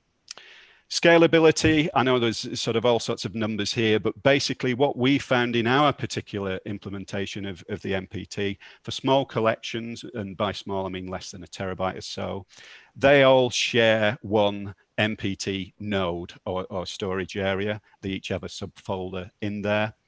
For larger collections, and tentatively we say up to about 40 terabytes, then they have their own MPT storage node, and that's partly to do with I/O considerations of any type of storage system. And then for larger collections still, they're likely to require dedicated servers. Basically, yeah, one thing I didn't say on the slides earlier is there is a server at each of those nodes. So there's one virtual machine or server at each of those nodes. And it's highly likely that for the larger collections, they will need their own server because of the resource limitations of the VMs. And then once you start approaching around the petabyte, then really it's not suitable for that. It doesn't scale well enough in that situation. As I mentioned there, the thresholds are really very, very dependent on the exact nature of the setup. And there's just a few comparisons there. of different types of collections. You can see one there, 460,000 files, 12 terabytes in total. Takes about 8 hours for checksum validation. So that's on a given node. And then a different type of collection where it's lots of small files, so 5.6 million files, but all of those only equating to 3.2 terabytes, about 13 hours. And then you can see the checksum comparison there, which is when it's comparing the checksum manifests across the different nodes, and you can see the differences there. 1.25 hours and 14.75 hours for the different collections. As far as the expertise that's required for the MPT tool itself, basic Python experience really, and a bit of command line experience. For an MPT service, well, that will rely on IT or technology colleagues normally, because you need to know how to set up storage nodes and things like that, and also mail service for the reporting side of things, and user permissions, etc., and also schedule tasks in Windows, etc. And that is it. You can just see there, I'll just mention there's a few resources there. So the MPT software package is available on GitHub. And there's also a blog post on the DPC website. Thank you very much, John. Perfect timing. So any questions, Sharon? Yeah, we've just had one through. How do you manage content in the MPT without metadata, especially if they are intended to be stored over a period of time? Yeah, that's a good question. And so basically the MPT is not meant to replicate the functionality of a full-blown repository. The best way to think about the MPT is it's an enhanced storage solution that basically allows you to store digital objects safer than they would otherwise be. But when it comes to metadata, either creation or metadata management, that is a process which would be undertaken before and during the time of ingest into you know, a sort of a proper full-blown digital repository. And so the MPT is very much, it's an interim solution. It's short to medium term, just to ensure that digital objects are safer than they would otherwise be if they were just stored on standard network storage. I should mention, by the way, as well, that standard network storage in most institutes, etc., it is backed up, but that's not the same as sort of active management and checksumming and all the rest, and that's where the MPT comes in. So backup is not digital preservation. Exactly. That old adage, yeah. Exactly. Thank you very much, John. So we're gonna go now to the last presentation of the first day of WHMIS IPRES celebrations. And I'm gonna give the word to Paul Stokes from JISC, who is going to talk to us about the bit list. So over to you, Paul. Right, a bit of fun to finish the day off. So I'm Paul Stokes, and logos down at the bottom. I'm involved in a few things. I'm director of the OPF and chairperson for the next 3 months. I'm a director of DPC, chair of the Advocacy and Community Engagement Committee, ACE Committee. Thank you, Sarah. I work for JISC as the product owner preservation on what used to be called the Research Data Shared Service, and then the Open Research Hub, and now, well, my bit's simply called JISC Preservation now. So the bit list. I'm going to be doing a live survey with Mentimeter. So I'm sticking this up here now so you can get the number into your systems, menti.com. I'll be asking you about what you think is the next big thing that we need to be worrying about in 2020 that's not on the current bit list, because you have all read the bit list and you know it by heart, don't you? With time constraints, will be quite short. But anyway, we're talking about the additions there. The number will be on the bottom of every slide, so as I keep going. The bit list. The global list of digitally endangered species. That's a bit of a mouthful, isn't it? An accessible snapshot of the concerns expressed by the global community. One of the key words there is a snapshot. So, and this is part of the problem with the bit list. It is an excellent tool for awareness raising, and it is excellent for advocacy. However, it's inevitably out of date. It's released annually. Is it annually? Oh, God, I can't remember now. I'm the jury. Yes, biannually, 2017, 2019. So every 2 years. So there is inevitably a gap between what has happened, and in this world of ours, things change rapidly. Bits decay rapidly. Machines fall apart rapidly. And the other problem that I have, not necessarily with the business, but with the concept is definitive solutions. It's raising awareness about the fact there's a problem, but not necessarily how that problem can be solved. So it's time to get interactive. Over to Mentimeter. And if I've got my technology correct, you should now see the Mentimeter screen, yes. And if I do this, here we are. First question, please start typing. What is the most important or interesting or worrying new addition to the bit list since it was last published? So who's going to be the first one off the mark, getting their item up there? This does require people to actually type things. So unless someone, and that includes people out on the live stream as well, you can type as well. So please type fast while I witter on carefully and gently about this. And it's going to be very embarrassing if no one puts anything in there at all, isn't it? Oh dear. No one's typing anything? Go on, someone type something. You can just hello. Well, it was a bit brave, I suppose, to live demonstration. What was I thinking? Live. Oh, someone's in there. Yes. COVID-19 research said, I agree. Excellent choice. Yeah. Particularly in light of current revelations about closed groups, private messaging, and decisions and how they were taken. Yes. Oh, good stuff. Oh, it's flooding in now. Ah, yes. The new proprietary format from Apple. Is it proprietary? I don't know if it's proprietary, but HEIC, yeah. Pain in the bum, especially because my wife likes taking a lot of photographs on her iPhone and dealing with HEIC files, yes. 3D design software, I think that's in there already, but maybe not. And we've got hello, hey, wonderful. Right, keep typing, keep thinking. Obviously, it's too difficult a question. So let's what I would like you to do though, if you think of something, please send your ideas to info@dpconline.org, or you can send them to me and I'll send them on, or send them direct to Sarah. She might not thank you for that. So the next question is a very short survey here. Resources are limited. I'm always banging on about resources and budgets and so on. Choices have been made. I'd like you to rank these digital species in order of importance. Where should we be putting our resources?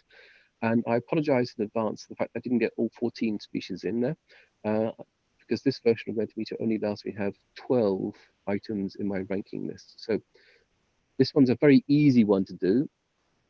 So just keep typing, selecting from the list, drop the list. Who's going to be the first off the mark? It's exciting. Well, I'm excited anyway. No one's typed in anything yet. Oh yes, here we go. Public records. Oh, very topical, especially with this COVID stuff. Sound and vision, social media. Yeah, good stuff.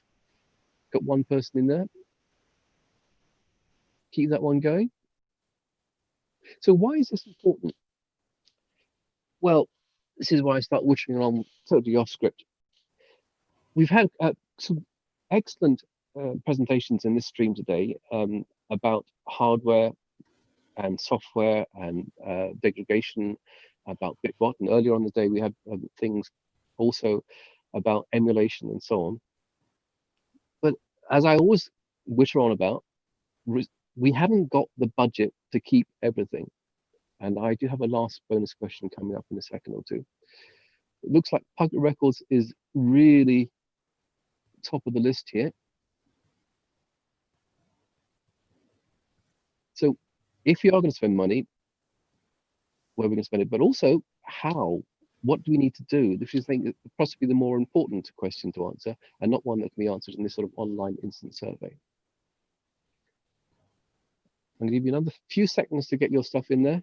You don't have to go down the whole list. You can just pick the top 3 or 4 in your list if you want to.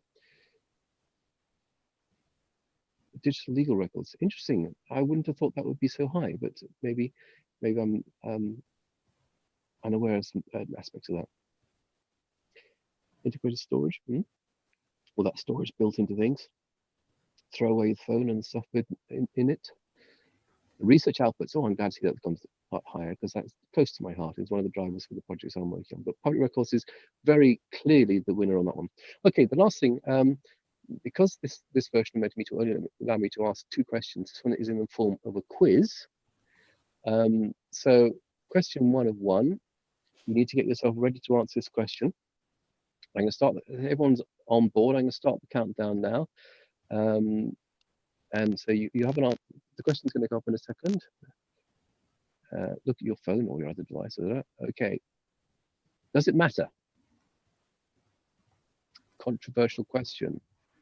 So you've got 8, 7 seconds, 6 seconds. You've got to answer quickly, quickly. 5. No one's going to answer. Oh, start. Oh, yes. 3, 2, 1, and time's up. Yes, of course it matters, but none of the options are correct, in my opinion. It matters, but we have to accept the inevitable that it's going to happen. So there's also a maybe in between. So who knows?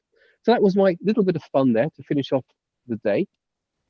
As I said before, if you have got any solutions, send a proverbial postcard or digital postcard via email to info@dpconline.org. If you have any further additions to the bit list, please send them there as well. And thank you all for listening. And that's my bit done. Thank you very much, Paul. Sharon, are there any questions? I wouldn't have thought so. No questions for Paul at the moment. Yeah, it's not exactly a question-provoking presentation, is it? But then I would say that since we're at the end of the session and we have the general Q&A, while people still think of questions for Paul, we can also invite more questions for the other presenters. So maybe there's still some questions left from the chat. Yeah, we've still got a couple of questions that were for John Beeman about the minimum preservation tool. So John, if you are still there and happy to answer those, I can turn them on. So the first one was from John Tilbury, who asked, how does the system compare to established technologies like AWS S3 or MS Azure or apps like NetApp? Yeah, well, basically, our goal for this was to use existing technology that we already had available, that was provided by our technology colleagues. And clearly there are other ways to try to make content more secure. So in our case, it's sort of a bespoke solution using existing technology, but the key to it was simply to make it easy to implement, and also to provide this idea of like a utility suite of software. Now, if you go for third-party solutions like Amazon, AWS, whatever, then clearly there are other ways of trying to preserve files, although, well, depends on your definition of preservation, I suppose. I mean, clearly with the MPT solution, you're in full control, and with regards to checksum generation, validation, comparison, all of the reports absolutely can be configured. And sort of the things that I didn't mention there were that I think in the graphics it was saying that certain things were done weekly. Clearly all of that can be configured. And so really the MPT solution is seen as a fairly rapidly implementable interim solution to make files safer than they otherwise would be. Certainly if you're talking about sort of dealing with quite a lot of digital objects, then if you do go third party, then of course you've got other financial considerations as well as just the logistics. But you know, it's a reasonable point. There are many ways to try to achieve making digital objects safer, and this is just one of them. Lots more questions coming in for you, John. So the next one was, if you do use the MPT solution, what would be the kind of main risks that you'd still be facing then?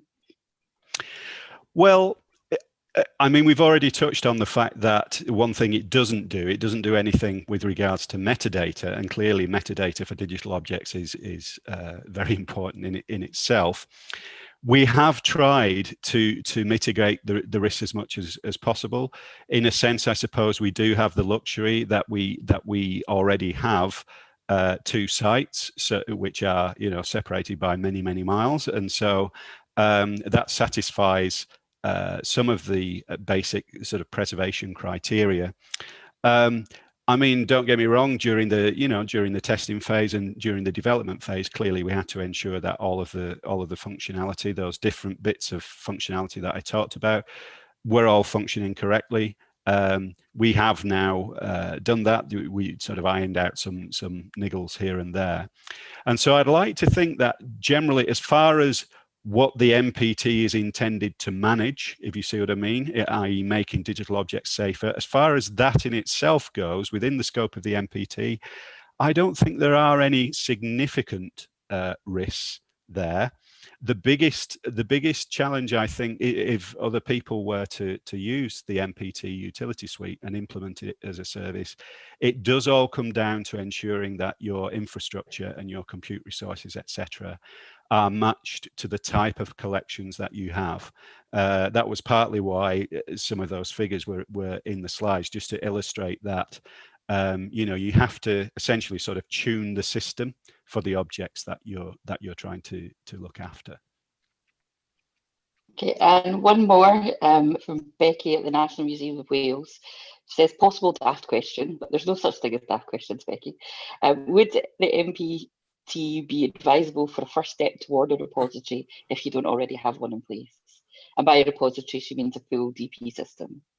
Yeah, okay.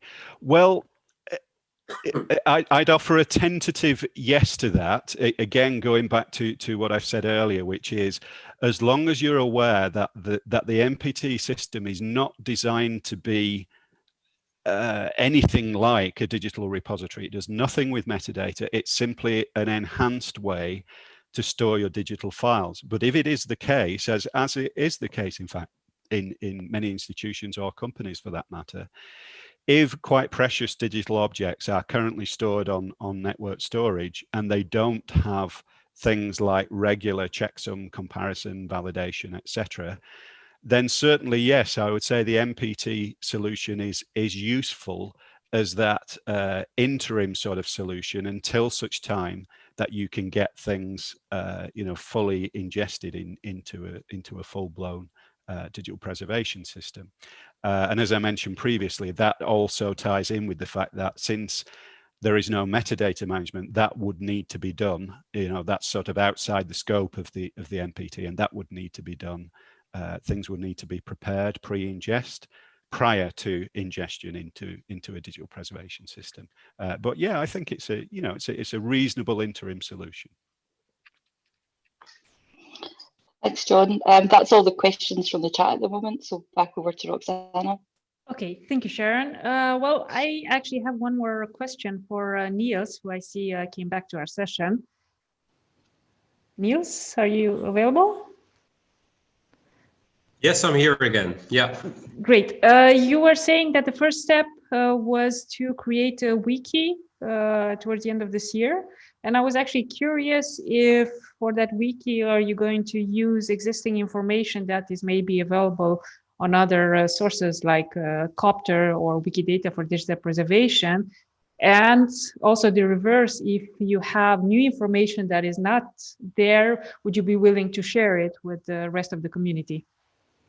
Yeah, both questions I can answer with yes. We try to use the information that is publicly available from Indeed Copter or other websites, from the DPC, for instance, or other wiki websites. There is a lot of information available about digital information and about physical carriers and how to safeguard the information. So we don't want to invent everything by ourselves, but we want to use the best practices there are and the best information there is. So that's what we gather in that wiki environment, and do the according, how do you say, that we describe where we have it from, the source. And yes, of course, we are willing to share with the network if we have some information that is not on other wikis, other websites, that we will share that information with them as well. Okay, great. Thank you very much. You're welcome. And yeah, we're pretty much finished with this session. So I would like to take this occasion to also thank Sharon and Angela for the help as co-chair, respectively technical lead. And thank once more all the presenters, and I would like to ask all the participants if they could switch on their video so we can give a warm round of applause to all the presenters today. So thank you very much. It's probably much louder in a conference room, but I think for a celebration, that's the best we can do at this point. And speaking of celebrations, with this session finished, it's also the end of the day. And this stream will shut down, but there is the main stream where there will be the social and community get together. So if you still have half an hour, please join the rest of the people for some social talks. And thank you for attending this session. Thank you, Roxana. Bye-bye. Bye. Bye.